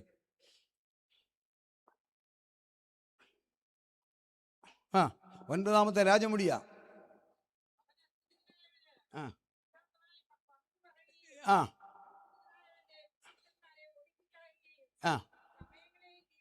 നിയമം മാറ്റും. ഈ ഒരൊറ്റ കാര്യം മാത്രം പറഞ്ഞിട്ട് 10-ാമത്തെ രാജമുടി കയറാൻ പോവുക. നിയമങ്ങളെ മാറ്റുവവൻ. ലോകത്തിൽ ഒരു ഗവൺമെന്റും പാസ്സാക്കാത്തതും ഒരു മതവും പാസ്സാക്കാത്തതും എല്ലാവരും അനുവർത്തിച്ചു കൊണ്ടിരുന്നതും അല്ലെങ്കിൽ ഇരിക്കുന്നതും ആയ ഒരു നിയമമുണ്ട്. ഒരു മനുഷ്യനും പാസ്സായതല്ല. ദൈവത്തിൻ്റെ രൂപത്തിലും സാദൃശ്യത്തിലും മനുഷ്യനെ സൃഷ്ടിച്ചതിനാൽ മനുഷ്യൻ്റെ മനസ്സിൽ നിന്നും വരുന്ന ഒരു നിയമമാണ്. കേട്ടുകൊള്ളുക. ധനവാനും ദരിദ്രനും കുറ്റക്കാരും കൊലപാതകന്മാരും തീവ്രവാദികളും എല്ലാം ഈ നിയമം അനുസരിക്കുന്നു. സമൂഹം വെറുക്കുന്നവർ പോലും ഈ നിയമം അനുസരിക്കുന്നു. മനഃശാസ്ത്രജ്ഞന്മാർക്കൊരു അതിശയം, ജന്മനാൽ മനോരോഗികളുണ്ട്. അവരും വസ്ത്രം പോലും ധരിക്കാത്ത മനോരോഗികളുണ്ട്. അവരും പക്ഷേ ഈ നിയമം അനുസരിച്ചുകൊണ്ടിരുന്നു. ഞാൻ തുറന്നു പറയുക, ഒന്നും ഒളിക്കുന്നില്ല.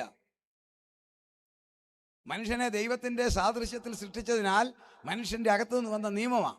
ഒരു ഗവൺമെൻറ്റോ മതമോ പാസ്സാക്കിയതല്ല.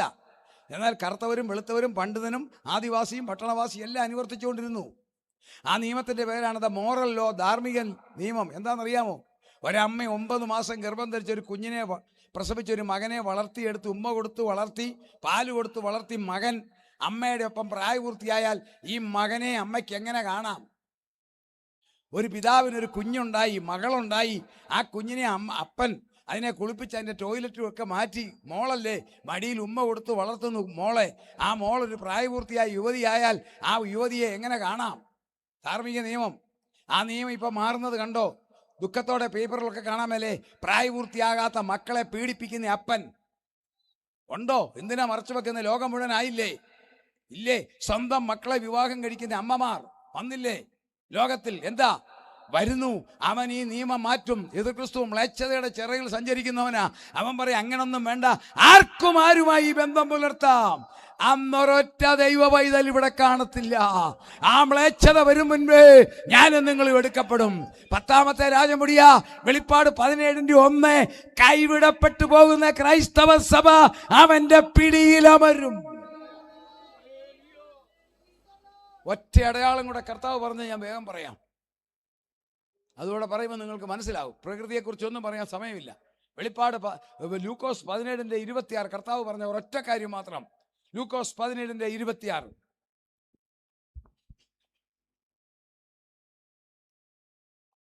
ലൂക്കോസ് 17:26. നോഹയുടെ കാലത്ത് സംഭവിച്ചതുപോലെ മനുഷ്യപുത്രന്റെ നാളിലും ഉണ്ടാകും. അടുത്ത വാക്യം. നോഹ പെട്ടകത്തിൽ കടന്ന നാൾ വരെ അവർ തിന്നും കുടിച്ചും വിവാഹം കഴിച്ചും വിവാഹത്തിന് കൊടുത്തും പോന്നു. അടുത്ത വാക്യം. ജലപ്രളയം വന്നു അവരെ എല്ലാവരെയും മുടിച്ചു കളഞ്ഞു. അടുത്ത വാക്യം. ലോത്തിന്റെ കാലത്ത് സംഭവിച്ചതുപോലെയും തന്നെ. 21 അടയാളം പറഞ്ഞു. അതിൽ അത്തിയെക്കുറിച്ച് ഞാൻ പറഞ്ഞു. ബാക്കി 2 മാത്രം പറയുക. 1 നോഹയുടെ കാലം പോലെ വരും. എന്തായിരുന്നു നോഹയുടെ കാലം? എടുക്കണ്ട. ബൈബിൾ പഠിപ്പിക്കുന്നു ഭൂമിയിൽ മനുഷ്യന്റെ ദുഷ്ടത വലുത്. ഉൽപ്പത്തി 6:5 ഹൃദയവിചാരങ്ങളുടെ നിരൂപണം ദോഷം. ആ കാലത്തേക്ക് ഇന്ന് വന്നില്ലേ? ഇത്രയും ദുഷ്ടത കഴിഞ്ഞ തലമുറകൾക്ക് മുമ്പിൽ മനുഷ്യനുണ്ടോ? സകല ലോകത്തിലും നോക്കിക്കേ, ദുഷ്ടതയല്ലേ. അപ്പൊ നോഹയുടെ കാലം പോലെ മനുഷ്യൻ ദുഷ്ടതയായെങ്കിൽ മനുഷ്യപുത്രന്റെ കാലം. അടുത്തത് ലോത്തിന്റെ കാലം. ഉണ്ടല്ലേ? ദൈവം തമ്പുരാൻ വെച്ചിരിക്കുന്നത് പുരുഷൻ സ്ത്രീയെ വിവാഹം കഴിക്കാനാ. അത് മാറിയില്ലേ? സ്വവർഗ വിവാഹം നടത്തുന്ന സ്ഥലങ്ങളില്ലേ? അനുവദിക്കുന്ന ഗവൺമെന്റുകളില്ലേ? അപ്പൊ നോഹയുടെ കാലം പോലെയും ലോത്തിന്റെ കാലം പോലെയും വന്നെങ്കിൽ ഈ കാലത്തിന് അടുത്ത സംഭവം ഈ തലമുറ അത്തിതളിർത്ത തലമുറ 77 വയസ്സിൽ നിൽക്കുന്നെങ്കിൽ ഈ 77കാരൻ കർത്താവ് മരണാനുഭവം എന്താ? ഒന്ന് വായിക്കാം. 1 യോഹന്നാൻ 3:3. ഇനി ഞാൻ തിരിഞ്ഞു വരാൻ പോകുക മെസ്സയിലേക്ക്. 1 യോഹന്നാൻ 3:3. കാൺമീൻ, നാം ദൈവമക്കൾ എന്ന് വിളിക്കപ്പെടുവാൻ പിതാവ് നമുക്ക് എത്ര വലിയ സ്നേഹം നൽകിയിരിക്കുന്നു. അടുത്ത വാക്യം. അങ്ങനെ തന്നെ നാം ആകുന്നു. ലോകം അവനെ അറിഞ്ഞിട്ടില്ലായക കൊണ്ട് നമ്മെയും അറിയുന്നില്ല. അടുത്തത്. പ്രിയമുള്ളവരെ, നാം ഇപ്പോൾ ദൈവമക്കളാകുന്നു.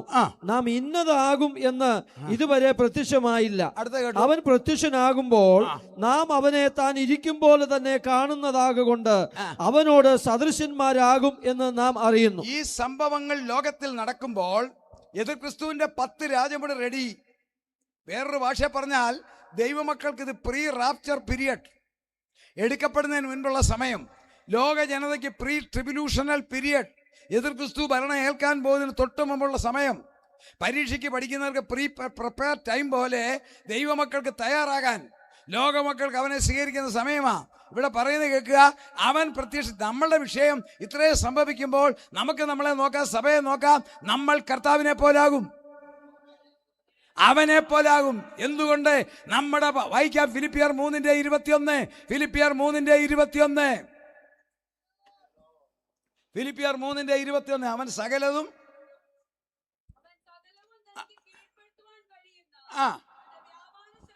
തന്റെ വ്യാപാര ശക്തി കൊണ്ട് നമ്മുടെ താഴ്ചയുള്ള ശരീരത്തെ കർത്താവിന്റെ ശരീരത്തോടെ അനുരൂപമാകും. ഈ താഴ്ചയുള്ള ശരീരം തേജസ്സിന്റെ ശരീരമാകും. ദൈവദൂതന്മാരെക്കാൾ മെച്ചപ്പെട്ട ഒരു ശരീരം നമുക്ക് കിട്ടും.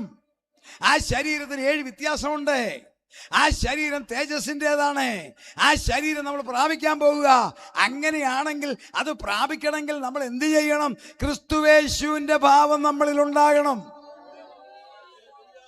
ഫിലിപ്പിയർ 2:5 ക്രിസ്തുയേശുവിന്റെ ഭാവം ഉണ്ടാകണം. ഈ സംഭവങ്ങളൊക്കെ സത്യമാ. യേശുവിന്റെ രക്തം കൊണ്ട് വീണ്ടെടുത്തു, സ്വർഗത്തിൽ പേരുണ്ട്. പക്ഷെങ്കിൽ എടുക്കപ്പെടണമെങ്കിൽ ക്രിസ്തുയേശുവിനെ പോലെ ആകണമെങ്കിൽ അവന്റെ ഭാവം വേണം. നമ്മൾ വീണ്ടെടുക്കപ്പെട്ടിട്ടില്ലാത്ത ശരീരത്തിലാ. എല്ലാ പ്രലോഭനങ്ങളും, എല്ലാ പാപത്തിൻ്റെ സാധ്യതയും, എല്ലാ വീഴ്ചയുടെ സാധ്യതകളും, എല്ലാ പിന്മാറ്റത്തിൻ്റെ അവസരങ്ങളും, എല്ലാ ജഡ ഇച്ഛകളും ഉള്ള ഒരു ശരീരം. ശ്രദ്ധിച്ചോ? അകത്തെ ആത്മാവ് വീണ്ടെടുക്കപ്പെട്ടു, പുറത്തെ ഈ കൂടാരം പഴയത് തന്നെ. അപ്പോൾ ഈ കൂടാരത്തിൽ പിശാച് പ്രവർത്തിക്കും. സാത്താൻ അവന്റെ പരിപാടി എന്നാ? അവൻ്റെ ആയുധമില്ല. അവന്റെ ആയുധം, ഒറ്റ ആയുധമില്ലാത്തവൻ ആ സാത്താൻ. അത് കാൽവറി തകർത്തു. പക്ഷെങ്കിൽ അവൻ്റെ വേറൊരു സാധനമുണ്ട്, കൗശലം. ഏതു മനുഷ്യനെയും ക്രിസ്തുവിൽ തികഞ്ഞവനാക്കാൻ പരിശുദ്ധാത്മാവ് ശ്രമിക്കുമ്പോൾ ഏത് പെന്തിക്കോസുകാരനെയും ഇവിടെ മറുരൂപപ്പെടുത്താതെ ഇടാൻ അവനും ശ്രമിക്കും. ഏത് ദൈവ പൈതലിന്റെയും ദർശനം കളയാൻ അവൻ ശ്രമിക്കും. അതിനെ ചെറുക്കണമെങ്കിൽ ക്രിസ്തുവിന്റെ ഭാവമുണ്ടാകണം. അതിനാ സമയം തക്കത്തിൽ ഉപയോഗിക്കേണ്ടത്. എന്താണ് ക്രിസ്തുവിന്റെ ഭാവം? ക്രിസ്തു പൂർണ്ണ ദൈവം, പൂർണ്ണ മനുഷ്യൻ. തെളിയിച്ചു. പൂർണ്ണ ദൈവം. പ്രകൃതിയിൽ അധികാരമുണ്ട്, കാലാവസ്ഥയിൽ ഇല്ലേ? ഭൂതത്തിന്റെ മേൽ അധികാരമുണ്ട്. 2, സകല രോഗത്തിന്റെ മേലും അവൻ അധികാരം. ശരിയാണോ? അസാധ്യത്തെ സാധ്യമാക്കുന്ന അധികാരം. വെറും വെള്ളത്തെ വൈനാക്കും. 5, മരണത്തിന്റെ മേൽ അധികാരം. മരിച്ചവനെ ഉയർപ്പിച്ചു. പൂർണ്ണ ദൈവം, പൂർണ്ണ മനുഷ്യൻ. വിശപ്പുള്ളവൻ. വിശന്നിട്ട് അത്തിവശത്തെ നോക്കിയവൻ വല്ലതും കിട്ടുമോ? ദാഹമുള്ളവൻ. ഒരു യഹൂദൻ എന്ന രീതിയിൽ ശമരിയക്കാരത്തിയോട് വെള്ളം ചോദിക്കാൻ പാടില്ല. എങ്കിലും ദാഹിച്ചിട്ട് കുടിക്കാൻ വെള്ളം അവളോട്ട് കൊടുത്തുമില്ല. നമ്മുടെ തങ്കച്ചൻ ഭാഷയുടെ ആൻറ്റി ആയിരുന്നു, ഒരു കുടം വെള്ളം കൊണ്ടു കൊടുത്തേനെ. ഈ സൗകര്യോട്ട് കൊടുത്തുമില്ല. ഇല്ലേ? നോക്കിക്കേ, പൂർണ്ണ മനുഷ്യൻ തെളിയിക്കുക. വിശന്നിട്ട് അത്തിപ്പഴം നോക്കിയവൻ, ദാഹിച്ചിട്ട് വിജാതീയ സ്ത്രീയോട് വെള്ളം ചോദിച്ചവൻ, വഴി നടന്ന് ക്ഷീണിച്ചിരുന്നവൻ, ദേവാലയത്തിൽ അനാചാരം കണ്ട് കോപിച്ചവൻ, ലാസറിന്റെ വീട്ടിലെ ദുഃഖത്തിൽ ദുഃഖിച്ചവൻ. പൂർണ്ണ മനുഷ്യൻ. അവൻ ആരാ? എബ്രായർ 1:3. അവനവന്റെ തത്വത്തിന്റെ തെറിയും തേജസ്സിന്റെ പ്രഭയും സകലതും തൻ്റെ ശക്തിയുള്ള വചനത്താൽ വഹിക്കുന്നവനും. അവനെ തകർത്ത് കളവാൻ പിതാവിന് ഇഷ്ടം തോന്നിയുകൊണ്ട് നമ്മൾ ഇവിടെ ഇരിക്കുന്നത്. നിന്റെ ഇഷ്ടം ചെയ്യാൻ ഞാൻ വരുന്നു എന്ന് പറഞ്ഞെങ്കിൽ പൂർണ്ണ ദൈവവും പൂർണ്ണ മനുഷ്യനുമായ തന്നെത്താൻ താഴ്ത്തി ക്രൂശിലെ മരണത്തോളം അനുസരണമുള്ളവനായി. ഈ ക്രിസ്തുവിന്റെ ഭാവം ഉണ്ടാകണമെങ്കിൽ 1 കൊരിന്ത്യർ 2:16 ക്രിസ്തുവിന്റെ കർത്താവിന്റെ വരവിൽ എടുക്കപ്പെടണമെങ്കിൽ, കാഹളം കേൾക്കണമെങ്കിൽ ഒറ്റ ക്വാളിറ്റി വേണം. ഇല്ല, എടുക്കപ്പെടത്തില്ല ദൈവമക്കളെ. സാത്താൻ കൗശലക്കാരനാ. ജഡം ബലഹീനമാ. ജഡം ലോകമയത്വമുള്ളതാ. ജഡത്തിന് എപ്പോഴും വികാരമുള്ളതാ. അതിനെ നശിപ്പിക്കാനല്ല, അതിനെ നശിപ്പിക്കാതൊരു പരിപാടി ചെയ്യണം. വേഗം വായിക്കാം. 1 കൊരിന്ത്യർ 2:16. കർത്താവിന്റെ മനസ്സറിഞ്ഞ് അവനെ ഗ്രഹിപ്പിക്കാവുന്നവനാർ. അടുത്ത വാക്യം. നാമോ ക്രിസ്തുവിന്റെ മനസ്സുള്ളവരാകും. ഇവിടെ ഇരിക്കുന്ന ദൈവമക്കളെ, എടുക്കപ്പെടണമെങ്കിൽ പണമല്ല, ക്വാളിറ്റി, സൗന്ദര്യമല്ല, കുടുംബമഹിമയല്ല, സമ്പത്തല്ല, ക്രിസ്തുവിന്റെ മനസ്സുള്ളവരാകണം. ക്രിസ്തുവിന്റെ മനസ്സെങ്ങനെ കിട്ടും? ഈസിയല്ല. നമ്മൾ നിൽക്കുന്ന ജഡം വീണ്ടെടുക്കപ്പെട്ടിട്ടില്ല. സാത്താൻ സകലവിധ വശീകരണങ്ങളും നമ്മുടെ മുമ്പിൽ കൊണ്ടുവരുന്നുണ്ട് ദർശനം കളയാൻ. നമ്മുടെ ശരീരം, നമുക്കും ആഗ്രഹങ്ങളില്ലേ? നമുക്കും മോഹങ്ങളില്ലേ? നമ്മളും ഈ ലോകത്തിലല്ലേ? എങ്ങനെ പറ്റും? ക്രിസ്തുവിന്റെ മനസ്സിലുള്ളവരാകണം. കൊലോസ്യർ 3:3 വായിക്കാം. കൊലോസ്യർ 3:3.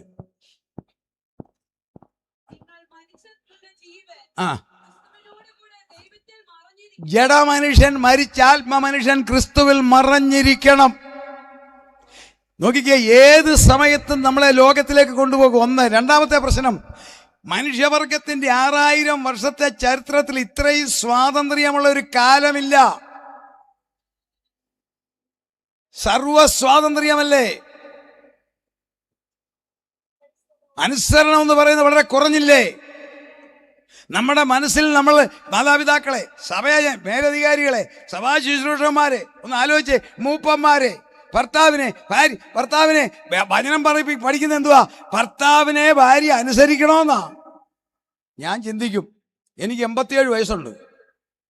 ഒരു 70 വയസ്സ് മുമ്പ് ഗൃഹനാഥനായ ചാക്കോച്ചൻ ഭാര്യ സാറാമ്മയെ നോക്കി പറയും, സാറാമേ വേഗം ഒരു കപ്പ് ചായ ഇട്ടുകൊണ്ട് വാ.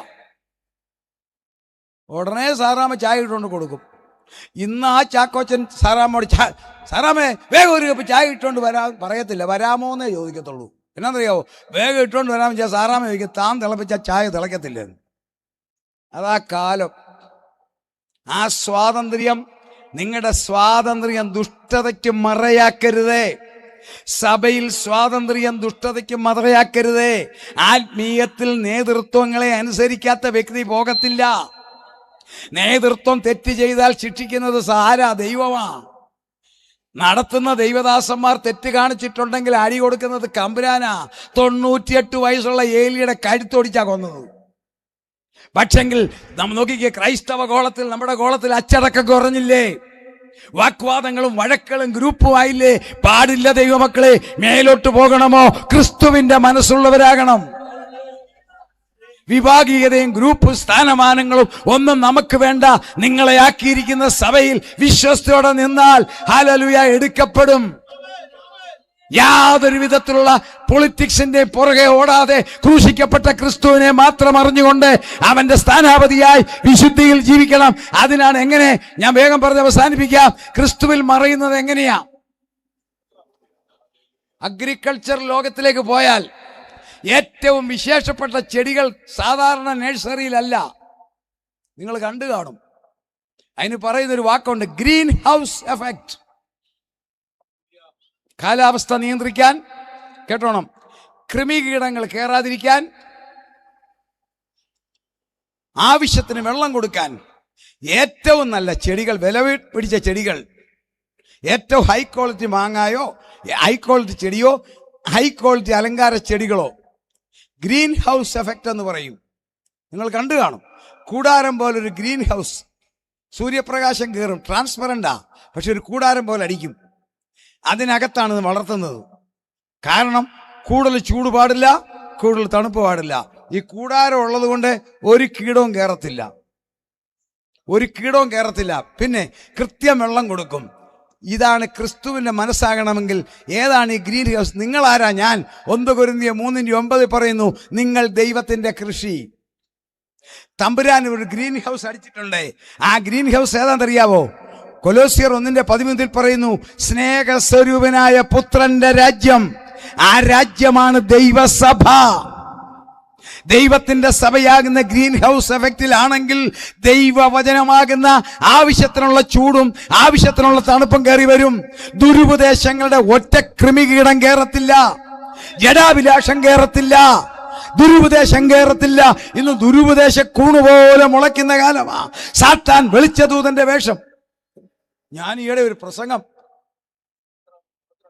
കേരളത്തിലെ ക്രൈസ്തവർ തിങ്ങി നടക്കുന്ന ഏറ്റവും പ്രസിദ്ധമായ ഒരു സ്ഥലമാണ്. എൻ്റെ ദൈവദാസന്മാരെ എല്ലാം നല്ല വിദ്യാഭ്യാസമുള്ള ക്രൈസ്തവരെ വിളിച്ചിരിക്കുന്നത്. പ്രസംഗിക്കുന്ന ആളോ ഹൈലി ക്വാളിഫൈഡ്. ഹൈലി ക്വാളിഫൈഡ് എന്ന് പറഞ്ഞാൽ അദ്ദേഹത്തിൻ്റെ ഒന്നും 10 അറിയും എനിക്കില്ല. ഇന്ത്യ ഗവൺമെന്റിന്റെ ഏറ്റവും വലിയൊരു ഡിപ്പാർട്ട്മെന്റിലെ സീനിയർ എഞ്ചിനീയർ. അദ്ദേഹം നിന്നോട് ആദ്യം പറഞ്ഞ കേൾക്കണോ, 66 പുസ്തകങ്ങളും ദൈവനിശ്വസനീയം. ഉൽപ്പത്തി മുതൽ വെളിപ്പാട് വരെയുള്ള 66 പുസ്തകങ്ങളും ദൈവനിശ്വസനീയം. അപ്പൊ ഞാൻ ഓർത്ത് നല്ല പ്രസംഗമായിരിക്കും. കുറച്ച് മുന്നോട്ട് വന്നപ്പോൾ പറയുക, പഴയ നിയമം നമുക്ക് വേണ്ടത് ഇസ്രായേലിന്. കുറച്ചുകൂടെ മുന്നോട്ട് വരുമ്പോൾ പറയാ, 4 സുവിശേഷം നമുക്ക് വേണ്ട, അത് ഇസ്രായേലിന്. സങ്കീർത്തനവും നമുക്ക് വേണ്ട, അത് ദാവീദിന്റെ പാട്ട്. നമുക്ക് പൗലൂസിന്റെ ലേഖനം മതി. എവിടെ പോയി? ദുരുപദേശങ്ങളുടെ കൊടുങ്കാറ്റടിക്കാതിരിക്കാൻ ഒറ്റ സ്ഥലമേ ഉള്ളൂ, ഗ്രീൻ ഹൗസ്, ദൈവത്തിന്റെ സഭ. അവിടെ പരിശുദ്ധാത്മാവിന്റെ ജീവജല നദി, അവിടെ സത്യ ഉപദേശമാകുന്ന ദൈവവചനം അതിനകത്തൊതുങ്ങി, ആമീൻ, അതിനകത്തൊതുങ്ങി ആത്മീയത്തിൽ ബലപ്പെട്ട് ക്രിസ്തുവിനെ നോക്കിയിരിക്കുന്ന തന്റെ മക്കളെ മാത്രം സ്വീകരിക്കാൻ എന്റെ പ്രിയൻ വരുന്നു. ഈ തലമുറ കർത്താവിന്റെ വരവിന്റെ തലമുറയാണ്. Price the Lord. നമ്മൾ ഒരുങ്ങണം. സ്വാതന്ത്ര്യം ദുഷ്ടതയ്ക്ക് മറയാക്കരുതേ. ആവശ്യമില്ലാത്ത ഉപദേശങ്ങളുടെ പുറകെ പോകരുതേ. അടിസ്ഥാന അപ്പോസ്തോലിക ഉപദേശത്തിൽ ഉറച്ചു നിൽക്കുന്ന ദൈവസഭയെ അതിനപ്പുറം ക്രിസ്തു പറഞ്ഞിട്ടില്ലാത്തതും അപ്പോസ്തലന്മാർ ചെയ്തിട്ടില്ലാത്തതും പുതിയ നിയമത്തിൽ ഇല്ലാത്തതുമായ സകലതും ദുരുപദേശം. കർത്താവ് ചെയ്തിട്ടില്ലാത്തതും അപ്പോസ്തലന്മാർ ചെയ്തിട്ടില്ലാത്തതും പുതിയ നിയമത്തിൽ വെളിപ്പെടുത്തിയിട്ടില്ലാത്ത ഏത് അത്ഭുതവും അത്ഭുതമല്ല, അത് ആർട്ടിഫിഷ്യലാണ്. അതിന്റെ പുറകിൽ ദുഷ്ടനാണ്. ക്രിസ്തുവിൽ നിങ്ങൾ മറഞ്ഞിരിക്കണം. ഒരു വാക്യം കൂടെ വായിച്ച് ഞാൻ അവസാനിപ്പിക്കാം. 2 കൊരിന്ത്യർ 5:14. അതിൽ മാത്രമേ നമുക്ക് ജയിക്കാനൊക്കത്തുള്ളൂ. 2 കൊരിന്ത്യർ 5:14. ക്രിസ്തുവിന്റെ സ്നേഹം ഞങ്ങളെ നിർബന്ധിക്കും. നല്ല മലയാളം പരിഭാഷയാ ദൈവമക്കളെ. സംഗതി ശരിയാ, പക്ഷെങ്കിൽ അതിന്റെ യഥാർത്ഥ അർത്ഥം അങ്ങനെ അല്ല. ഉണ്ട്, അർത്ഥം ശരി തന്നെ. ക്രിസ്തുവിന്റെ സ്നേഹം ഞങ്ങളെ നിർബന്ധിക്കുന്നു എന്ന് എഴുതിയിരിക്കുന്നത് എന്താ അറിയോ? ഇംഗ്ലീഷിൽ വായിച്ചാൽ കാണാം, ഞങ്ങളെ നിയന്ത്രിക്കുന്നു. The love of Christ controls me. പ്രശ്നങ്ങൾ വരുമ്പോൾ ക്രിസ്തുവിന്റെ സ്നേഹം എന്നെ നിയന്ത്രിക്കും. വഴക്ക് ഉണ്ടാക്കേണ്ട സ്ഥാനത്ത് ക്രിസ്തുവിന്റെ സ്നേഹം എന്നെ നിയന്ത്രിക്കും. മനസ്സിലായോ? ലോകത്തിലേക്ക് പോകുവാൻ സാത്താൻ വിളിക്കുമ്പോൾ ക്രിസ്തുവിന്റെ സ്നേഹം എന്നെ നിയന്ത്രിക്കും. യുവതലമുറയെ പാപം ചെയ്യാൻ മറ്റുള്ളവർ നിങ്ങളെ പ്രേരിപ്പിക്കുമ്പോൾ യഥാർത്ഥത്തിൽ ക്രിസ്തുവിന്റെ സ്നേഹമുണ്ടോ? അത് നിന്നെ നിയന്ത്രിക്കും. Price the Lord. ഈ ലോകത്തിന്റെ പുറകെ ഓടാൻ സാത്താൻ മാടി വിളിക്കുമ്പോൾ ക്രിസ്തുവിന്റെ സ്നേഹം എന്നെ നിയന്ത്രിക്കും. ആ ക്രിസ്തുവിന്റെ സ്നേഹം എന്നെ നിയന്ത്രിക്കുമ്പോൾ ഞാൻ ദൈവസഭയാകുന്ന ഗ്രീൻ ഹൗസിലാണെങ്കിൽ വചനം എന്നെ വളർത്തും. വചനം എന്നെ വളർത്തുമ്പോൾ പരിശുദ്ധാത്മാവിന്റെ ജലം ലഭിക്കുമ്പോൾ ഞാൻ വളരുമ്പോൾ കൃത്യസമയമാകുമ്പോൾ ഒന്നുകിൽ പർദീസയിലേക്ക് എടുക്കും, അല്ലെങ്കിൽ കർത്താവ് നമ്മളെ ചേർക്കും. തീർന്നു. ഒറ്റ കാര്യം കൂടെ പറയാം. എന്താ ഈ ഹമാസ് യുദ്ധമൊക്കെ? ഒറ്റ വായന നിവർത്തിക്കാൻ പോവുക. വായിക്കാം. വെളിപ്പാട് 11:1-2 വായിച്ച് നമുക്ക് അവസാനിപ്പിക്കാം. വെളിപ്പാട് 11:1-2 വാക്യം. ഈ ഹമാസ് യുദ്ധമൊക്കെ ഇസ്രായേൽ ജയിച്ചെന്ന് ആരും വിചാരിക്കേണ്ട. സംഭവം കേട്ടുകൊള്ളുക. പിന്നെ ദണ്ടുപോലെയുള്ള ഒരു കോൽ എന്റെ കയ്യിൽ കിട്ടി. കൽപ്പന ലഭിച്ചത്, നീ എഴുന്നേറ്റ് ദൈവത്തിന്റെ ആലയത്തെയും യാഗപീഠത്തെയും അതിൽ നമസ്കരിക്കുന്നവരെയും അളക്കുക. അടുത്ത വാക്യം. ആലയത്തിന് പുറത്തുള്ള പ്രാകാരം അളക്കാതെ വിട്ടേക്കാം, അത് ജാതികൾക്ക് കൊടുത്തിരിക്കും. അടുത്ത വാക്യം. അവർ വിശുദ്ധ നഗരത്തെ 42 മാസം ചവിട്ടും. വാക്യം കണ്ടോ? വിശുദ്ധ നഗരമാകുന്ന യെരുശലേം ജാതികൾ പിടിച്ചെടുക്കുമെന്നല്ല, അത് ജാതികൾക്ക് കൊടുക്കും. ഏകദൈവത്തിൽ വിശ്വസിക്കുന്ന 3 മതങ്ങളുടെ പുണ്യഭൂമി. ഇസ്ലാം മതം, യഹൂദ മതം, ക്രൈസ്തവ മതം. ഇസ്ലാം മതത്തിലും പുണ്യഭൂമി യെരുശലേം. 3 കാരണം. അവരുടെ പ്രവാചകൻ സ്വർഗാരോഹണം ചെയ്തത് യെരുശലേമിൽ നിന്ന് അവർ വിശ്വസിക്കുന്നു. 2, അതിന്റെ പ്രതീകമാണ് ഡോം ഓഫ് ആർക്ക്. 3, അവർക്ക് ലോകത്തിൽ 3 പ്രധാന ദേവാലയം. 2 സൗദിയില, മെക്ക, മെദീന. 3 യെരുശലേമ, തെക്കൻ യെരുശലേം, അൽ അക്സ. അതിപ്പോ അടച്ചു കിടക്കുക. യഹൂദന് 3 പ്രത്യേകത യെരുശലേം. അവരുടെ രാജധാനി യെരുശലേം. 2, അവരുടെ വർഷാന്തര പെസഹ നടത്തുന്നത് യെരുശലേം. 3, ലോകത്തിൽ അവർക്ക് ഒറ്റ ദേവാലയം അനുവദനീയമുള്ളൂ, ജെറുസലേം. ക്രൈസ്തവർക്ക് 10 പ്രത്യേകത. നമ്മുടെ കർത്താവ് പ്രവചനം നിവർത്തിക്കാൻ കഴുതമേൽ കയറി രാജാവായി എഴുന്നള്ളിയത് ഒരൊറ്റ പട്ടണം, ജെറുസലേം. നമ്മുടെ കർത്താവിനെ അറസ്റ്റ് ചെയ്തതും ക്രൂശിച്ചതും ജെറുസലേം. നമ്മുടെ കർത്താവിന്റെ ശരീരം അടക്കിയത് ജെറുസലേം. നമ്മുടെ കർത്താവ് ഉയർത്തെഴുന്നേറ്റത് ജെറുസലേം. നമ്മുടെ കർത്താവ് സ്വർഗാരോഹണം ചെയ്തത് ജെറുസലേം. പരിശുദ്ധാത്മാവിനെ അയച്ചതും ജെറുസലേം. ക്രൈസ്തവ സഭയെ ആരംഭിച്ചതും ജെറുസലേം. പീഡകൾ ആരംഭിച്ചതും ജെറുസലേം. 1-ാമത്തെ രക്തസാക്ഷി സ്തെഫാനോസ് കല്ലേറിയേറ്റ് പെടഞ്ഞു മരിച്ചത് ജെറുസലേം. യഹൂദന്മാരില്ലാത്ത ജാതികളായ എന്നെയും നിങ്ങളെയും ദൈവത്തിന്റെ പ്രകാരം ദൈവസഭയിൽ ചേർക്കാമെന്നുള്ള ദൈവിക നിർണയം അംഗീകരിച്ചത് ജെറുസലേം. അപ്പോസ്തലപ്രവൃത്തി 15. ഈ 10 പ്രത്യേകതകൾ ക്രൈസ്തവർക്കുള്ള യെരുശലേം. നിങ്ങൾ നോക്കിക്കേ, എന്താണ് ഈ ഹമാസ് യുദ്ധം? സെറ്റിൽമെന്റ് വരാൻ പോവുക.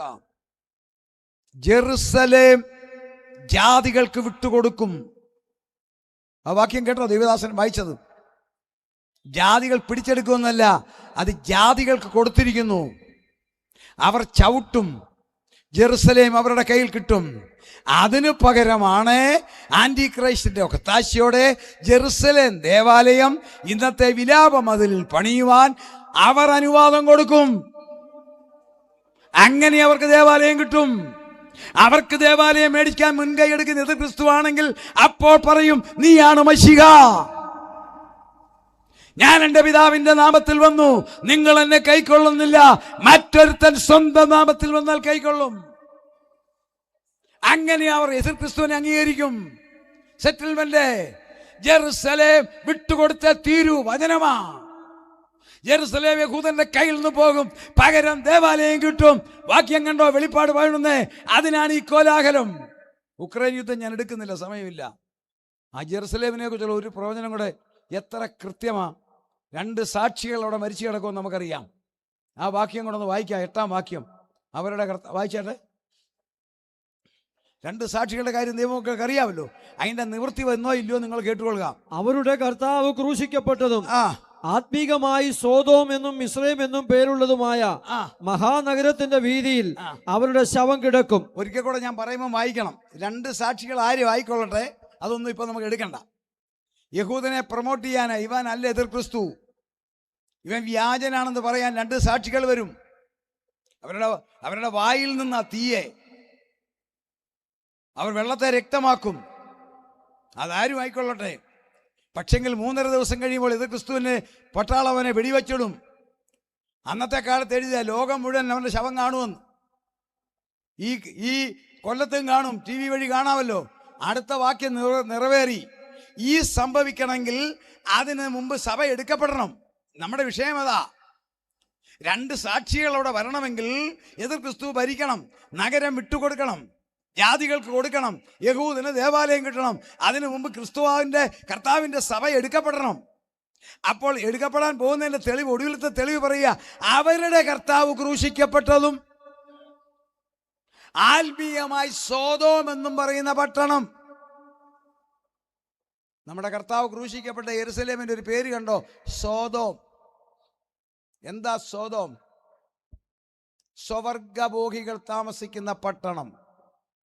മുമ്പേ ഞാൻ പറഞ്ഞു, ക്രൈസ്തവർക്ക് 10 പ്രത്യേകത, ഇസ്ലാമിന് 3 പ്രത്യേകത, യഹൂദന് 3 പ്രത്യേകതയുള്ള വിശുദ്ധ നഗരം. സ്വവർഗഭോഗികളുടെ പട്ടണമാവുമെന്ന്. 1 മിനിറ്റ് നേരത്തേക്ക് മൊബൈൽ കയ്യിലുള്ളവർ വേഗം എടുത്തേ. നിങ്ങൾ തെളിവ് ഹാജരാക്കിയിട്ട് ഞാൻ അവസാനിപ്പിക്കാം. മൊബൈലുള്ളവർ ഗൂഗിൾ സെർച്ച് ചെയ്യാൻ റേഞ്ച് ഉണ്ടെങ്കിൽ ഞാൻ പറയുന്നത് അടിക്കണം. പടം കിട്ടിയാൽ ഉയർത്തി കാണിക്കണം. ജെറുസലേം ഗേ പരേഡ് 2024 എന്ന് അടിക്കാവോ? വേഗം നിങ്ങളുടെ മുമ്പിൽ സമർത്ഥിച്ചിട്ട് വേണം പോകാൻ. ഈ തലമുറ കർത്താവ് വരുമോ നേനാ? ജെറുസലേം ഗേ പരേഡ് 2024. പെങ്കുച്ചുക്കളുടെ ഇല്ലേ മൊബൈൽ? നമ്മളുടെ ഇല്ലേ? അടിച്ചേ. ജെറുസലേം ഗേ എന്ന് പറഞ്ഞാൽ അറിയാവോ? ഏക സ്വവർഗഭോഗികൾ. ജെറുസലേം ഗേ പരേഡ് 2024 എന്ന് അടിച്ച് കിട്ടിയാൽ എന്നെ ഒന്ന് ഉയർത്തി കാണിക്കണം. കൈ കിട്ടിയവരാ ഒന്ന് എഴുന്നേറ്റ് നിന്ന്. എനിക്കവിടെ ലൈറ്റ് കാരണം കാണാൻ മേല. ആ പടം കിട്ടിയവരൊന്ന് എഴുന്നേറ്റ് നിന്നേ പ്ലീസ്. ആണ്ടേ ഒരു മോൾ എഴുന്നേറ്റു. Very good. കണ്ടോ എന്താണെന്നറിയാമോ? ജെറുസലേമിൽ 2000-ൽ പരം സ്വവർഗഭോഗികൾ പോലീസിന്റെ സന്നാഹത്തോടെ, അകമ്പടിയോടെ, കോർട്ട് ഓർഡറോടെ ജെറുസലേമിന്റെ തെരുവീതികളിൽ കൂടി അവരുടെ അടയാളമാകുന്ന 7 നിറമുള്ള കൊടിയും പിടിച്ചുകൊണ്ട് ഒരു മാർച്ച് നടത്തിയച്ച് പറയുകയാണ്, ഞങ്ങൾ സ്വവർഗഭോഗികളാണ്, ഞങ്ങൾ യെരുശലേം നിവാസികളാണ് എന്ന് പറഞ്ഞ പടമാണ് കുഞ്ഞുങ്ങളെ ഈ മൊബൈലിൽ കണ്ടതെങ്കിൽ 2000 വർഷം മുമ്പേ പരിശുദ്ധാത്മാവ് എഴുതി വെച്ചു. ദൈവസഭ എടുക്കപ്പെട്ടാൽ ഉടൻ ഈ പട്ടണത്തിന് ഈ പേര് കിട്ടുമെങ്കിൽ, നിങ്ങളുടെ മുമ്പിൽ അത് വെളിപ്പെട്ടെങ്കിൽ, ഇന്നു മുതൽ ഏത് സമയത്തും എൻ്റെ പ്രിയൻ വരും. അവന്റെ വരവിൽ എടുക്കപ്പെടണമെങ്കിൽ, അവനെ പോലാകണമെങ്കിൽ അവന്റെ മനസ്സുള്ളവരാകണം. അവന്റെ മനസ്സുള്ളവരാകണമെങ്കിൽ ദൈവസഭയാകുന്ന ഗ്രീൻ ഹൗസിൽ വചനത്തിനകത്തെ അനുസരണത്തിൽ, വിശുദ്ധിയിൽ, സത്യത്തിൽ നിൽക്കുന്നവരെ മാത്രം ചേർക്കും. നമുക്കൊരുങ്ങാം. ദുഷ്കാലമാണ്, സമയം തക്കത്തിൽ ഉപയോഗിക്കാം. ഈ വചനങ്ങളാൽ കർത്താവ് നമ്മളെ അനുഗ്രഹിക്കട്ടെ.